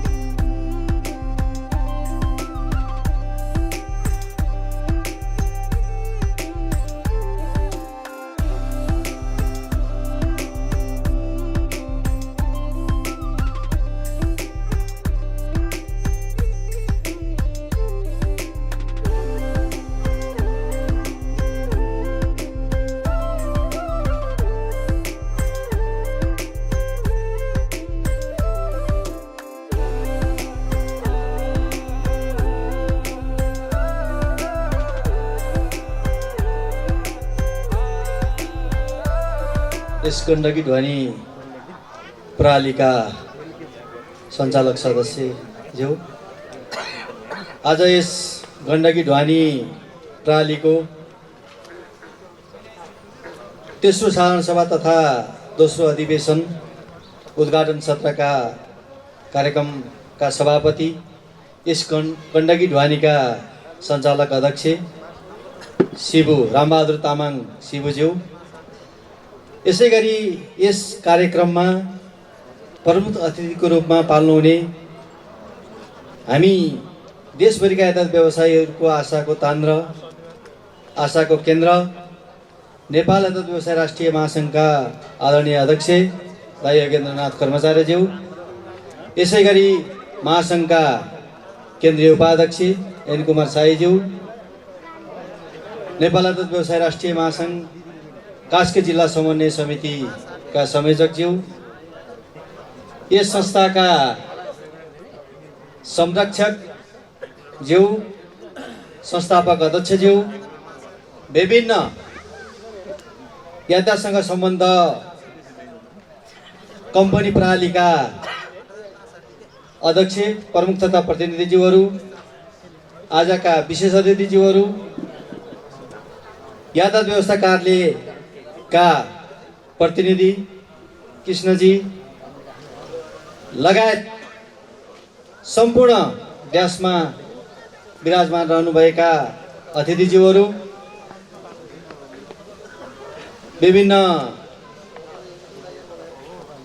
अटोइस लगायत विभिन्न कम्पनी प्रणाली कम्पनीका इन्सुरेन्सका सबै प्रमुख तथा प्रतिनिधिज्यूहरू र यस कम्पनीका साधारण सदस्य, रूपान्तरित कम्पनीका सेयरधनीज्यूहरू र व्यवसायी मित्रहरू, मेरो व्यक्तिगत तर्फबाट र नेपाल यातायात व्यवसाय राष्ट्रिय महासङ्घ गण्डकी प्रदेशको तर्फबाट यहाँहरूलाई नमस्कार नमन भन्न चाहन्छु र जुन आज यो दोस्रो अधिवेशन तथा तेस्रो साधारण सभामा नेपाल यातायात व्यवसाय राष्ट्रिय महासङ्घ गण्डकी प्रदेशलाई यहाँले बोलाएर यो मञ्च दिएर दुई चारवटा शब्द राख्ने जुन अनुमति दिनुभएको छ, यसको लागि पनि यहाँहरूलाई फेरि यो सञ्चालक आयोजक साथीहरूलाई धन्यवाद दिँदै नेपाल यातायात व्यवसाय राष्ट्रिय महासङ्घ गण्डकी प्रदेशको तर्फबाट केही कुराहरू राख्ने अनुमति चाहन्छु।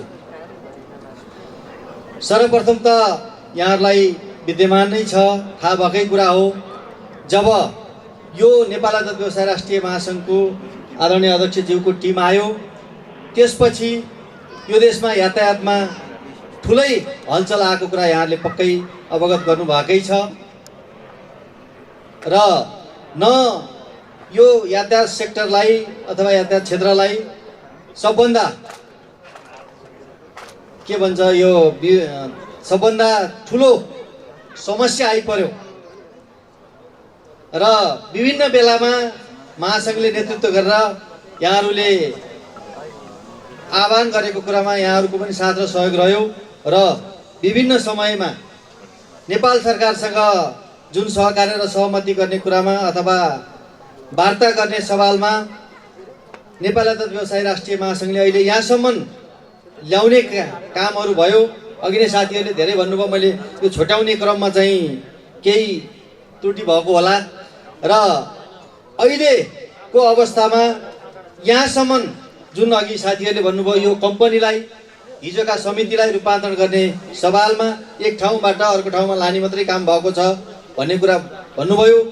यस्ता कम्पनी प्रणाली न हिजो थिए न भोलि रहन्छन्, त्यो व्यवस्था यातायात व्यवसाय राष्ट्रिय महासङ्घले नै यहाँहरूको साथ र सहयोगले समर्थनले गर्दाखेरि यो स्थापना गर्न सफल भएको भन्ने कुरा यहाँहरूलाई त्यो मैले अनुरोध गर्न चाहन्छु र त्यो हाम्रो कम्पनी अनलिमिटेड कम्पनी, हाम्रा प्रणालीहरू अनलिमिटेड हुन्, हाम्रा सेयर धनीहरू थपघट गर्ने अधिकार हामीसँग सुनिश्चित छ। त्यस हिसाबले यहाँहरूले पेसा व्यवसायमा बढाउने कामहरू गर्न सक्नुहुन्छ र जुन यो ढुवानी सेक्टरमा अलिकति भिन्नता छ, हामी के छ त भन्दाखेरि यो अत्यावश्यक सेवामा चाहिँ सरकारले अहिले पनि यसलाई चाहिँ स्थापन गरेको अवस्था छ। त्यसकारणले यहाँहरूको जुन पेसा छ यो अत्यावश्यक पेसाको रूपमा चाहिँ स्थापित छ र यसलाई अगाडि बढाउन यहाँहरू अग्रसर रहनुहुनेछ र त्यसमा नेपाल यातायात व्यवसाय राष्ट्रिय महासङ्घ गण्डकी प्रदेशको तर्फबाट र मेरो व्यक्तिगत तर्फबाट यहाँहरूलाई हिजो पनि साथ सहयोग र समर्थन थियो र भोलि पनि रहनेछ र अहिले पनि छ। त्यस हिसाबले यो जुन कम्पनी स्थापन गर्ने बेलामा त्यो बेलामा दयारामजी यसको अध्यक्ष हुनुहुन्थ्यो। त्यो बेलामा नेपाल यातायात व्यवसाय राष्ट्रिय महासङ्घले र मैले व्यक्तिगत हिसाबले पनि यहाँहरूलाई रूपान्तरण गर्ने बेलामा धेरै सहजीकरण गरेको थियो र अहिले पनि हाम्रो शिवजी जुन यहाँ अध्यक्ष हुनुहुन्छ उहाँले पनि यो कम्पनीलाई राम्रोसँग रन गरेको अवस्था हामीले देखिरहेका छौँ र प्रत्येक नेपाली आयात व्यवसाय राष्ट्रिय महासङ्घका हरेक कार्यक्रमहरूमा यहाँहरूको सहभागिता उहाँले चाहिँ आफ्नो चाहिँ कुराहरू राख्ने सहभागिता जनाउने काम राम्रै तरिकाले गर्नुभएको छ र अब पनि यहाँहरूले सक्षम हाम्रो महासङ्घको धारणा के हो त भन्दाखेरि सकेसम्म हामी पेसा व्यवसायमा लागेका छौँ। पेसा व्यवसाय गर्दा हामीसँग प्रतिस्पर्धा होइन, हाम्रो प्रतिस्पर्धा कस्तो हुनु पर्यो स्वस्थ र व्यवसायमुखी प्रतिस्पर्धाका रूपमा चाहिँ हामी अगाडि बढौँ र कमसेकम सहकार्य र सहमतिमा नेतृत्व चयन गर्ने जुन परिपाटीहरू छ, जस्तै अघि हाम्रो एकजना वक्ता साथीले पनि भन्नुभएको थियो हाम्रो गण्डकी प्रदेशमा एउटा यातायात व्यवस्थापन समिति भनेर बनेको छ। यातायात व्यवस्था कार्यालय पोखराका हाम्रा कार्यालय प्रमुख डिलिराम सरको संयोजकत्वमा यहाँहरूले कमसेकम त्यहाँ आफ्ना सूचनाहरू अघि शिवदाईले भनेका कुराहरू पनि छन्। हामीले कुरा अहिलेसम्म के छ त भन्दा यातायात सेक्टरमा हामीले बोल्ने अहिलेसम्म मैले भेटेको म प्रदेश संयोजक भएर आएको 3 वर्ष भइसक्दाखेरि पनि मैले भेटेको हामी बोल्ने मात्रै रहेछौँ है। अहिलेको मन्त्री परिषदले अथवा अहिलेको हाम्रो मन्त्रीज्यूले के भन्नुभएको छ, डाटाबेसमा हजुरहरूले लिखित रूपमा ल्याउनुहोस् के समस्या हो, यातायात व्यवसायका जेन्युन समस्या समाधान गर्न यो सरकार प्रयत्नशील छ, म त्यसमा लागि पर्नेछु भनेर उहाँले हामीलाई आश्वासन दिएको अवस्था छ। अस्ति गण्डकी ट्र्याक्टरको के अरे गण्डकी ट्रकको कार्यक्रममा पनि बोल्नुभयो भन्ने मैले सुनेको छु। साथीहरू त्यहाँ कति हुनुहुन्थ्यो कति हुनुहुन्थेन होइन। गण्डकी ट्रकको कार्यक्रममा उहाँले बोल्नुभएको कुरा हामीले मिडिया मार्फत अथवा कुनै सूचना मार्फत चाहिँ उपलब्ध गऱ्यौँ। त्यस हिसाबले हामीले जहिले पनि हाम्रो यो भएन ऊ भएन के भएन त, ऊ भनेको के हो लिखित रूपमा कानुनी रूपमा समस्या के हो त। जस्तै अघि नै हाम्रा मजदुर साथीहरूले भन्नुभयो हाम्रो के भन्छ ट्राफिकको इन्सपेक्टर साहबले भन्नुभयो मानवीय त्रुटिको कारणले चाहिँ 80% भन्दा माथि 80% को हाराहारीमा चाहिँ सवारी दुर्घटना भएको तथ्याङ्क छ। त्यो तथ्याङ्कलाई कसरी घटाउने भन्ने हामी सबैको पनि जिम्मेवारी जवाबदेहिता त्यसमा पनि छ र त्यस कारणले गर्दाखेरि चाहिँ हामीले यी कुराहरू डाटाबेसमा जहाँ पनि भन्न पर्दा अथवा बोल्न पर्दा यहाँहरूको चाहिँ प्रतिनिधित्व गर्दाखेरि चाहिँ हामीले ती कुराहरू पक्कै बोलेका हुन्छौँ गरेका हुन्छौँ, तथापि यहाँ आइपुगेको हुँदो रहेछ। हाम्रो बुझाइमा अहिले के छ त भन्दा यहाँसम्म आइपुग्ने कुरामा नपुगेको अनुभव गऱ्यौँ। नेपाल यातायात व्यवसाय राष्ट्रिय महासङ्घ जहिले पनि दिनदिनै यातायात व्यवसायको हकहितमा चाहिँ अगाडि बढ्ने यो एउटा यस्तो मात्र छाता सङ्गठन हो।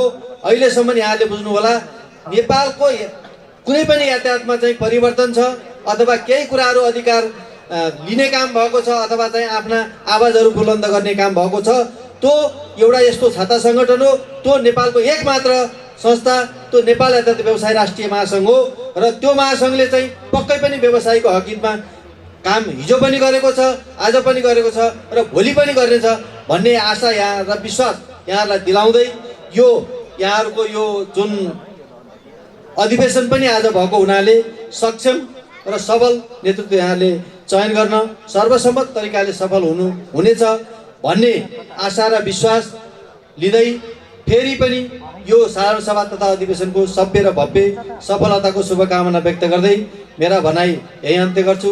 हस्, नमस्कार, जय यातायात। माछापुच्छ्रे यातायात पालिका अध्यक्ष इन्द्र गुरुङ अतिथिको आसन ग्रहण गरेर म हार्दिक अनुरोध गर्दछु भने प्रतिनिधि ज्यूलाई पनि आसन ग्रहण गरेर हुन हार्दिक अनुरोध गर्दछु। नेत्रबहादुर पुनलाई अतिथिको आसन ग्रहण गरेर हार्दिक अनुरोध गर्दछु।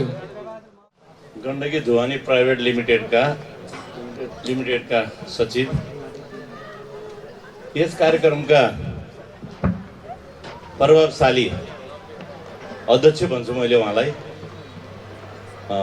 र आजका कार्यक्रमका अध्यक्षज्यू, प्रमुख अतिथि नेपाल यातायात व्यवसाय राष्ट्रिय महासङ्घका केन्द्रीय अध्यक्ष जगन्नाथ कर्मचारीज्यू, विशिष्ट अध्यक्षज्यूहरू, विशिष्ट व्यक्तित्वज्यूहरू, सम्पूर्ण देशमा उपस्थित हुनुभएका सम्पूर्ण महानुभावहरू र उपस्थित हुनुभएका आफ्नो भविष्य के छ भनेर आज जुन भविष्य मेरो के हुन्छ भनेर 3 वर्षको लागि आफ्नो भविष्यको रेखा के कोरिँदैछ भनेर सुन्न र बुझ्न आउनुभएका सम्पूर्ण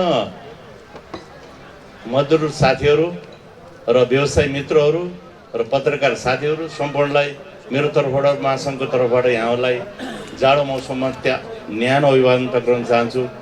हुनलाई त मैले सधैँ तपाईँहरूको कार्यक्रममा मैले भन्ने गर्थेँ, महासङ्घबाट धेरै कुराहरू लिएर आएर पोख्ने गर्थेँ। आज मलाई त्यो अप्सनबाट मैले आराम गर्ने अवसर पाएकोमा तपाईँहरू लगायत सम्पूर्णलाई म धन्यवाद दिन चाहन्छु।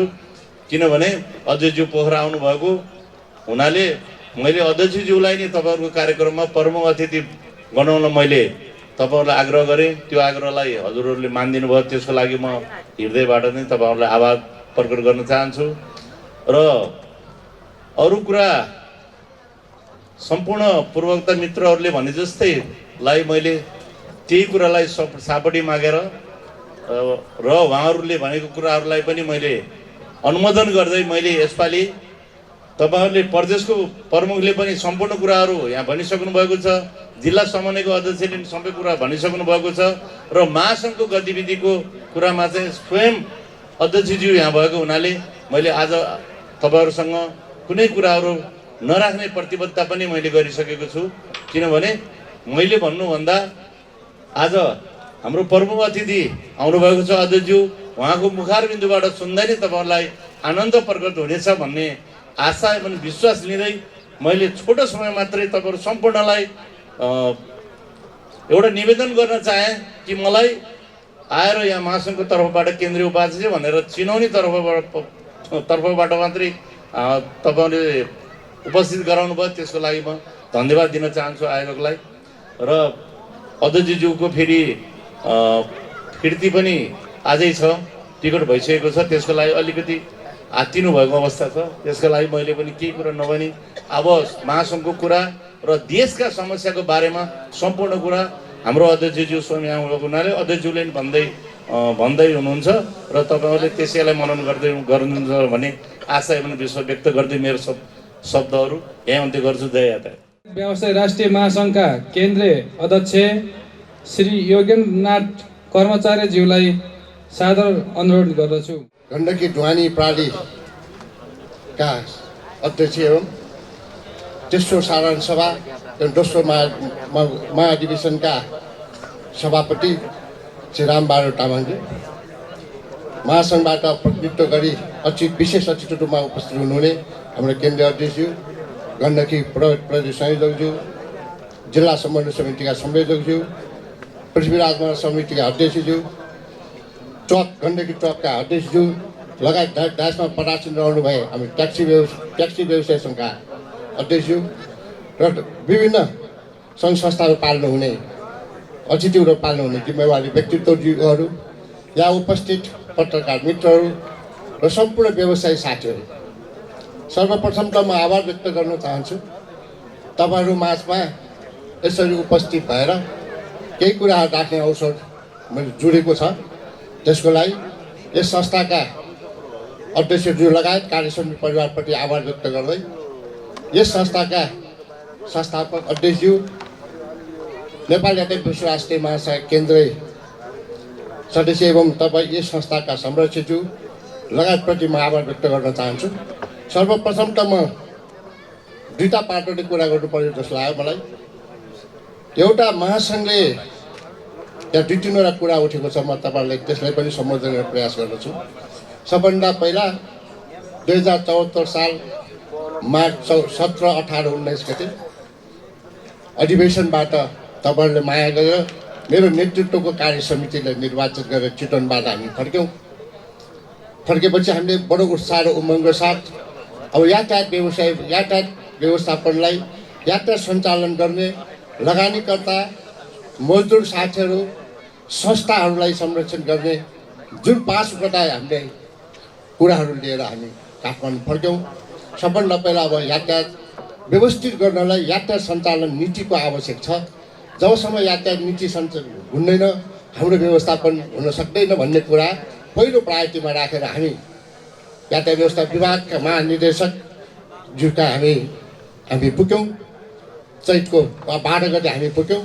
यातायात व्यवस्था विभागका हाम्रा महानिर्देशक रूपनारायण भट्टराईज्यूले यो बडो राम्रो कुरा लिएर आउनुभयो। अब हामी मिलेर अगाडि बढौँ भन्ने कुरा प्रतिबद्धता जाहेर गर्नुभयो।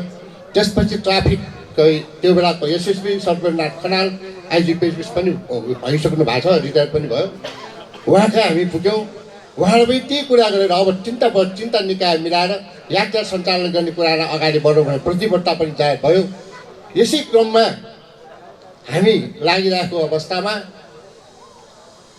त्यो बेला तत्कालीन सरकार 2/3 सरकार त्यो लोभले गर्दा के भने विकृतिको उडे भयो।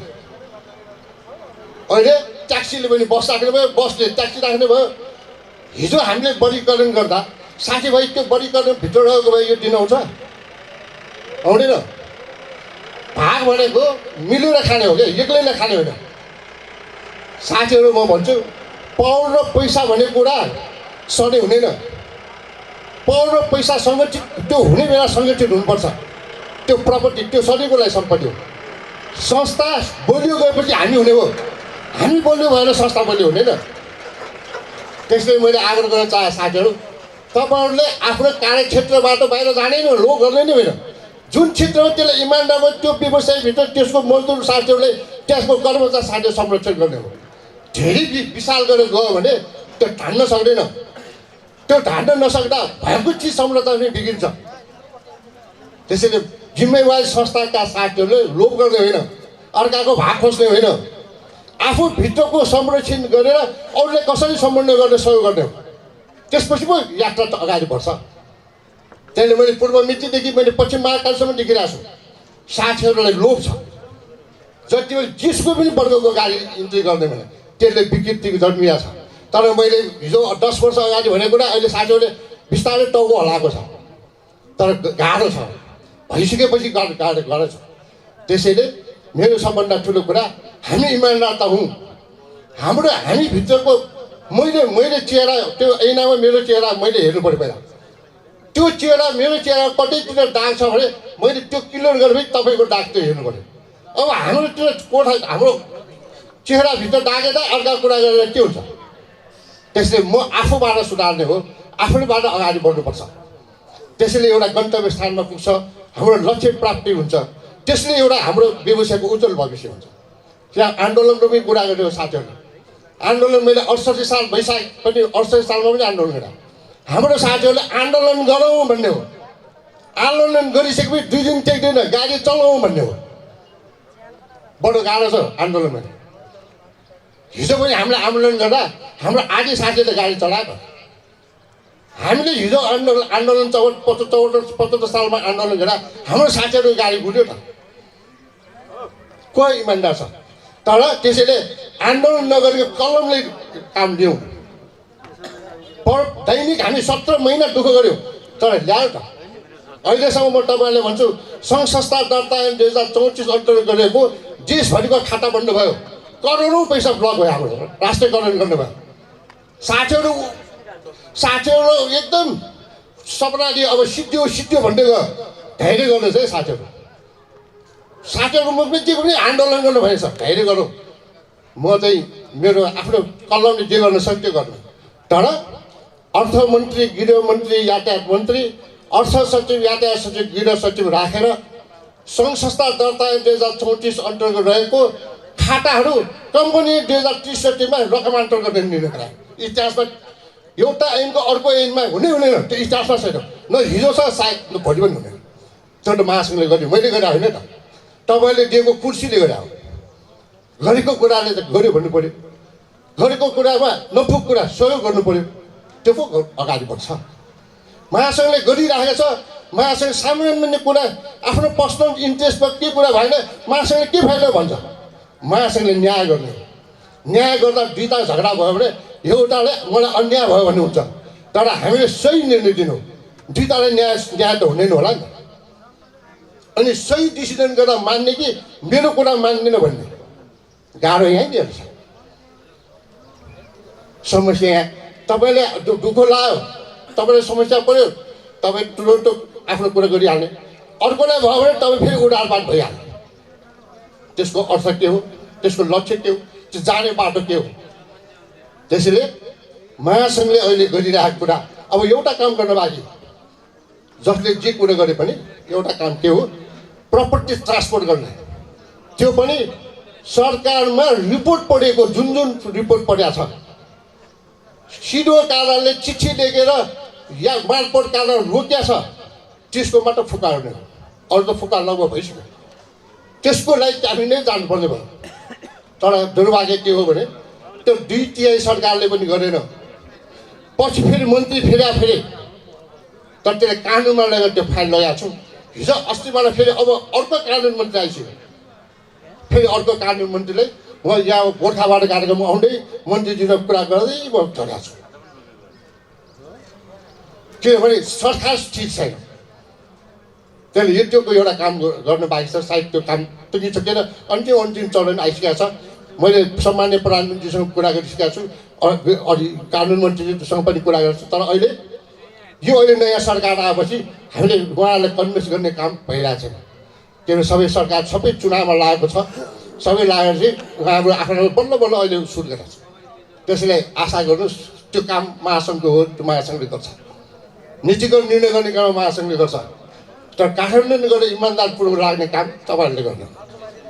त्यसैले सबभन्दा कुरा भइरहेको कुराहरूमा निरन्तरता दिने हो, आफू संस्थाभित्रको इमान्दारता हुने हो। तपाईँ इमान्दार भयो, तपाईँहरू संस्था इमान्दार भयो भने महासङ्घ बन्ने हो। महासङ्घले नीतिगत निर्णय गर्दा तपाईँहरूको घरभित्र मिलाउनु खोज्दा कहाँ पुग्छ, त्यो बाटो कहाँ हुन्छ? त्यहाँदेखि तपाईँहरूको समस्या तपाईँहरूले मिलाउने हो। राष्ट्रिय नीतिको कुरा महासङ्घले गर्नु, महासङ्घले ल्याएको चिज तपाईँहरूले कार्यान्वयन गर्नु। मैले बुझाएँ त्यो, यो कुरा चाहिँ तपाईँहरूले बुझ्नु पऱ्यो। यसरी कुरो गऱ्यो भने त्यो या त त्यो तपाईँको अहिले रातो प्लेटको कुरा पनि लगभग अध्यय छ, यसमा स्पष्ट छ। तपाईँले एउटा कुरा भनौँ, टुटल भने तपाईँलाई थाहा छ होला। अहिले काठमाडौँमा टुटलले मार्केट लियो, मोटरसाइकल पठाऊ मार्केट लियो, हामी त्यसमा लायौँ। सबै ट्राफिकमा त्यहाँ हामीले 50वटा मोटरसाइकल समात्न लगायौँ। तर सम्मान्य प्रधानमन्त्रीको आदेशले छोड्नु लाग्यो त्यो 2/3 सरकार। सम्मान्य प्रधानमन्त्रीको आदेशले छुट्यो। अब भन्नु न त, कानुनमा त छ नि, सार्वजनिक रातो प्लेटले ढुवानी गर्दै हुन्न। तर मोटरसाइकलले चलाएको पनि संरक्षण राज्यले गर्यो हो। यस्तो परिस्थिति फेरि सामान्य प्रधानमन्त्री कहाँ गयौँ, धेरै प्रयास पनि गयौँ। ल म यो काम कताबाट भयो मैले थाहा छैन, म गर्छु भनेर त्यसपछि अलि शिक्षित भयो। तर गर्दा गराएको छ त। त्यसैले अब कानुन, सङ्घीय कानुन छुट्टा छ, अब प्रदेशको कानुन छुट्टा छ। अब तपाईँहरू अब प्रदेशमा प्रदेशमा कानुन मजबुत गर्ने त्यो लाग्ने हो। हिजो केन्द्रले निर्णय गरेको सबै त्यो लागु हुन्छ, अहिले लागु हुँदैन। अधिकार प्रत्यार्जन भइसकेको छ। तपाईँहरूको यातायात कानुनमा यातायात मन्त्रालय लाग्ने हो, अर्थ मन्त्रालय लाग्ने हो, तर राष्ट्रिय इस्युमा मात्र केन्द्र हो। हामीले नै ल्याएको हो। लोकतन्त्र, गणतन्त्र, के तन्त्र ल्याएर हामीले नै दुःख पायो। हिजो एउटै थियो, अहिले हामीले 8वटा प्रदेश सरकार बनायो। त्यसैले त्यो कुरालाई पनि हामीले मनन गरेर काम गर्ने कुरामा अगाडि बढ्नु पऱ्यो। महासङ्घले गर्ने काम सटिङ गर्छ। हिजो पनि गरेका छौँ, आज पनि हुन्छ, भोलि पनि हुन्छ। तर महासङ्घ एउटा हातले ताली बज्दैन साथीहरू। त्यो ताली बजाउने काम देशभरिको संस्थाले पनि बजाउने हो। महासङ्घले चाहिने हारे संस्थाले दिने हो, महासङ्घले गर्ने काम अगाडि बढाउनु। तर हामी एकौरो भए पनि जसरी भए पनि गर्न सक्ने काम हामीले गरिरहेको छौँ। त्यो गर्दै पनि प्रतिबद्धता मैले जाहेर गरेँ। मैले अहिले यति नै कुरा राखेर ढिला हुनु पर्ला चाहिँ लाग्यो, धेरै भयो, सबैलाई भोक पनि लाग्यो होला। तर यो अवसरको लागि म फेरि पुनः एकपल्ट संस्था अध्यक्ष लगायत हाम्रा संरक्षक, हाम्रो केन्द्रीय सदस्य, संस्थाको अध्यक्ष, कार्य समिति परिवारप्रति म फेरि पुनः आभार व्यक्त गरेँ, धन्यवाद ज्ञापन। सहयोगमा म पोखराको कार्यक्रम, गोर्खाको कार्यक्रममा थिएँ। अहिले हाम्रो उपाध्यक्ष भनिहाल्नुभयो, यहाँ पोखरा बसको अध्यक्षको बुवा बितेको, म यहाँ त्यो बुवा बितेको सम्मेलनतिर आएको। त कार्यक्रम तपाईँहरूको पनि रहेछ। हाम्रो उपाध्यक्षज्यूले मलाई भनिरहेछ, तपाईँ भए पनि तपाईँ जानुपर्छ, तपाईँको अगाडि म जाने होइन भनेर खड्गजीले भन्नुभएको छ। खड्गजीले मैले फोन गरेँ, पोखरा आएको चाहिँ उहाँलाई थाहा छैन। तर हाम्रो उपाध्यक्षजीले त हिँडेपछि त भन्नु पऱ्यो। उपाध्यक्षजीले कुरा उहाँले भन्नुभयो। फेरि प्रदेश संयोजकले भन्यो, यो पनि अवसर पनि हो। पोखरा पुगेपछि तपाईँहरूसँग किन नभेट्ने, माया त्यो त साटासाट गर्ने नै हो। त्यसले ती कुरामा पनि मैले जानकारी। एउटा कुरा अहिले उठाएको मैले सम्झ्यो, सामाजिक सुरक्षा कोषको मजदुर साथीले कुरा हो। हामीले 2061-68 साल भदौ 1 गते महासङ्घले सही गरेका छ सामाजिक सुरक्षा कोष लागू हुनुपर्छ भनेर। तर हाम्रो साथीहरू अलमल दिएर थाहा छैन भने तर महासङ्घ क्लियर छ है सामाजिक सुरक्षा कोष भन्दा। तर संस्थाका साथीहरू मजदुर साथीहरूले पठाउने काम गर्ने काम त मजदुरको पनि होला नि। त्यसै त्यस्तातिर पनि हामीले ध्यान आकर्षित गर्नुपर्छ। त्यसले त्यो कुरा सबै कुराहरू अब बिमाको पनि ऐन बिमा मोटर बिमा ऐन पनि संशोधन हुन खोजिएको छ। त्यो कमिटीमा हामी पनि छौँ। अब हामीले त्यहाँ कसरी के गर्ने भन्ने कुरामा पनि हामीले रोल खेल्नु पर्यो। अहिले हाम्रो पृथ्वीको अध्यक्षज्यूले योगेनजीले भन्नुभएको छ अलरेडी हाम्रो 2टा महासङ्घ पनि हाम्रो ज्वाइन्टली कमिटी छ। महासङ्घ र 3टै मजदुर सङ्गठनको ज्वाइन्टली कमिटी छ। म आफै त्यो सबै चिज सङ्गठन बनाएको छु। हाम्रो नीतिगत व्यवसायको नीतिगत कुरा महासङ्घले गर्छ। मालवाहक र ढुवानीको कुरा आयो 2टाको संयुक्त हुन्छ। मजदुरसँग जोडिएको कुरा मजदुर 3टा मजदुर सङ्गठन र महासङ्घको काम हुन्छ। हामीले त्यो विङ्सहरू डेभलप गरेका छौँ। त्यो निरन्तरता छ। त्यसैले यी कुरालाई पनि मैले तपाईँलाई जानकारी गरेँ। अब त्योभित्र पनि अब अलिकति यो सबै परिस्थिति राजनीतिक कारणले हाम्रो भेटघाट पनि अलिक टाढा भएको छ। सबै पोलिटिक्स राजनीतिमा लाग्छ। अब फेरि त्यो कुरा फेरि छलफल सुरु अगाडि बढ्छ। मैले यति नै कुरा राखेर म बिदा हुन चाहे। धन्यवाद। जय यादव। यातायातको विषयमा समस्या समाधान सम्पूर्ण विषयमा स्पष्ट पारेर गइसक्नु भएको छ। अब मायाको चिन्ह राख्ने कार्यक्रम छ। प्रदान गर्ने माया चिन्ह प्रदान गर्ने कार्यक्रम रहेको हुँदा आजका आकर्षक व्यक्तित्व तथा कार्यक्रमका प्रमुख अतिथि नेपाल यातायात व्यवसाय राष्ट्रिय महासङ्घका केन्द्रीय अध्यक्ष श्रीमान योगेन्द्रनाथ कर्मचार्यज्यूलाई मायाको चिन्ह प्रदान गर्ने कार्यक्रम रहेको हुँदा मायाको चिन्ह ग्रहण गरिदिनु हुन सादर अनुरोध गर्दछु भने मायाको चिन्ह प्रदान गरिदिनु हुन म यस कार्यक्रमका सभापतिज्यूलाई सादर अनुरोध गर्दछु।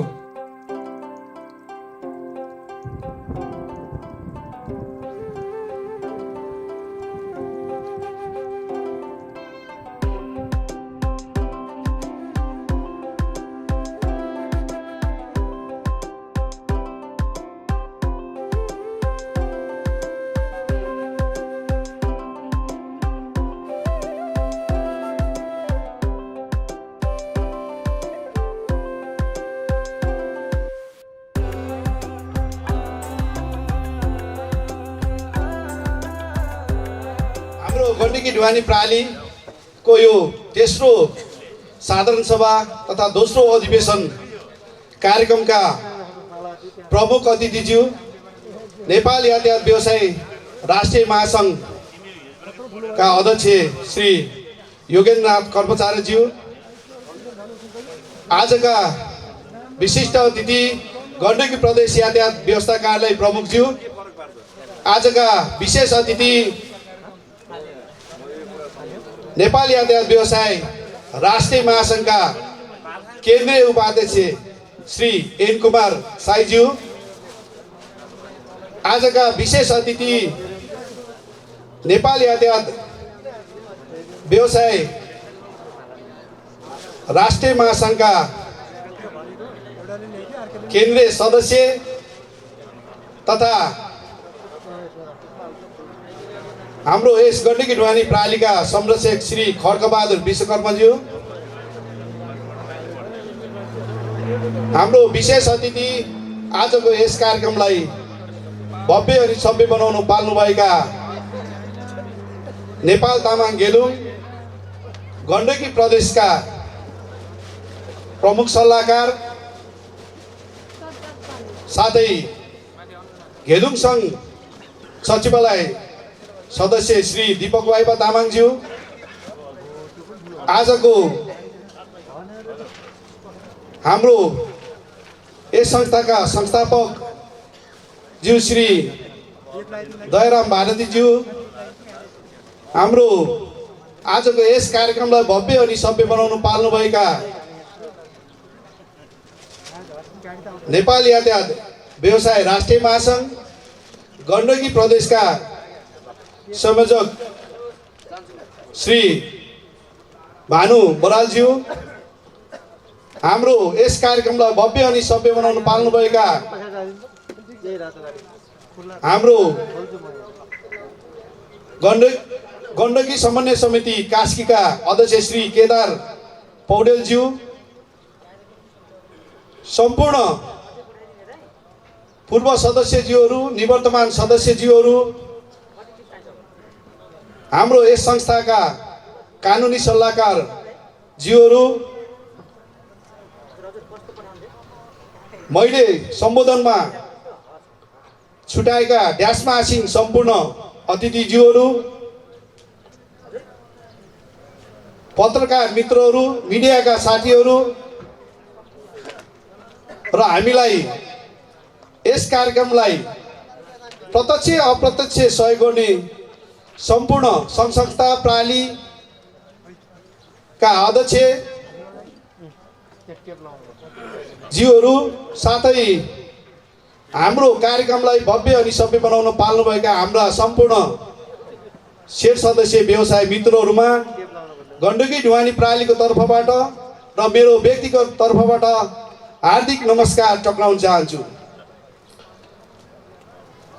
आज समय धेरै अगाडि बढिसकेको छ, तसर्थ केही समयपछि हाम्रो यस प्रालीको यो कार्यालय उद्घाटन हुने कार्यक्रम छ हाम्रो प्रमुख अतिथिज्यूबाट, र हामीले यो प्रतिवेदन हामीले यो खुला सत्रमा पढ्न सकेनौँ, त्यसको लागि क्षमा प्रार्थी छौँ। र हामीले अतिथिज्यूहरूबाट उठाउनु भएको जुन कुरा छ, हाम्रो ट्याक्सी व्यवसाय समितिबाट चाहिँ जुन बुदा नम्बर 30 को विषयमा उठेको छ, यो विषय हाम्रो सल्लाहकारज्यूहरू र संरक्षकज्यूहरूबाट एकदमै विवादित गण्डकी ट्र्याक्टर व्यवसाय तथा ट्रक समिति भनेर जुन स्थापित भएको छ, त्यसलाई त्यही विषयमा कुनै न कुनै तर्फबाट यो विषय केन्द्रित हुन्छ, प्रमुख अतिथिज्यूहरूबाट सम्बोधन हुन्छ भन्ने विषय अनुसार राखेका हौँ। र कुनै पनि व्यवसायलाई हामीले यो प्रत्यक्ष मार पर्ने गरेर यो ट्याक्सी हालेर जाने, अन्य कुराहरू हालेर जाने भनेर जुन लेखिएको छ, पक्कै पनि त्यो कुरा भनेको हाम्रो अभिभावक संस्था अर्थात् नेपाल यातायात व्यवसायी राष्ट्रिय महासङ्घ हुँदै प्रदेश र समन्वयबाट सुझाव पाए मात्र त्यो अगाडि बढ्ने कुरा म आजको यो सम्मानित हलमा राख्न चाहन्छु। र हाम्रो गण्डकी ट्रकबाट जुन सम्बोधन भयो समन्वय र सहकार्यको विषयमा, त्यो हाम्रो बन्द सत्रमा गहन रूपमा छलफल हुने नै छ। र हामीलाई आज उपस्थित हुन नसकेको कारण प्रुडेन्सियल इन्सुरेन्स नयाँ बजारबाट शुभकामना व्यक्त गर्नुभएको थियो। हाम्रो यो ट्रकको जुन अस्ति वार्षिक साधारण सभा भयो, त्यो विषयमा हाम्रो शहरी तथा यातायात पूर्वाधार विकास मन्त्री जुन कुमार खड्काज्यूले, हामीलाई मानिने मन्त्री कुमार खड्काज्यूले धेरै नै बुदाहरूमा राख्नु भएको छ, त्यो हाम्रो प्रमुख अतिथिज्यूले पनि सरल भाषामा राखिदिनु भएको छ। र हाम्रो जुन सम्पत्ति रोका, खाता रोका भन्ने विषयमा पनि सहज रूपमा गएको कुरा जानकारी पाएँ। यसरी हामीलाई यो कार्यक्रममा हामीलाई प्रत्यक्ष प्रसारणको लागि सहयोग गर्नुभएको 3 वटै हाम्रो टिभी प्रसारणहरू जस्तै पोखरा टिभी, सिटी टिभी र फेवा टिभीलाई पनि विशेष धन्यवाद। र हामीलाई टाटा जुन आइसर सोरुमहरूले हामीलाई प्रत्यक्ष सहयोग गर्ने बाचा दिनुभएको छ भने हामीलाई प्रत्यक्ष आजकै कार्यक्रममा एसएमएल जुन हाम्रो सदियार सोरुम छ, उहाँका बजार व्यवस्थापन अध्यक्ष श्री सुन्दर अधिकारीज्यूबाट यस कार्यक्रमलाई भनेर गण्डकी ढुवानी प्रालीको कार्यक्रमलाई रु 50,000 रुपियाँ सहयोग गर्नुभएको छ। उहाँलाई विशेष धन्यवाद दिँदै र आजको यस कार्यक्रममा विभिन्न यो कार्यक्रमको क्रममा तलमाथि पर्न गएको र मबाट पनि धेरै कमी कमजोरी भएको र हाम्रो समग्र गण्डकी ढुवानी प्रालीको तर्फबाट के कमी कमजोरी भएको छ, त्यो हामीले मूल्याङ्कन गर्ने नै छौँ। र आजको यस कार्यक्रमलाई भव्य अनि सभ्यसँग जुन सुसम्पन्न गर्ने अवसर दिनुभएको छ, यहाँहरू सम्पूर्ण प्रमुख अतिथिज्यू लगायत सम्पूर्ण अतिथिज्यूहरू र यहाँ उपस्थित सम्पूर्ण मित्रहरू, पत्रकार साथीहरूलाई पुनः एकचोटि मेरो गण्डकी ढुवानी प्रणालीको तर्फबाट र मेरो व्यक्तिगत तर्फबाट विशेष धन्यवाद दिँदै आजको खुला सत्र यही सम्पन्न भएको जानकारी गराउँदै बिदा हुन चाहन्छु। हस्, नमस्ते, लसो फ्याफुला, धन्यवाद। कार्यक्रम अघि सम्बोधन गरिसकेको छु। हाम्रो आजका प्रमुख अतिथिज्यूबाट कार्यालय उद्घाटन रिबन काटेर गर्ने बाँकी रहेको हुँदा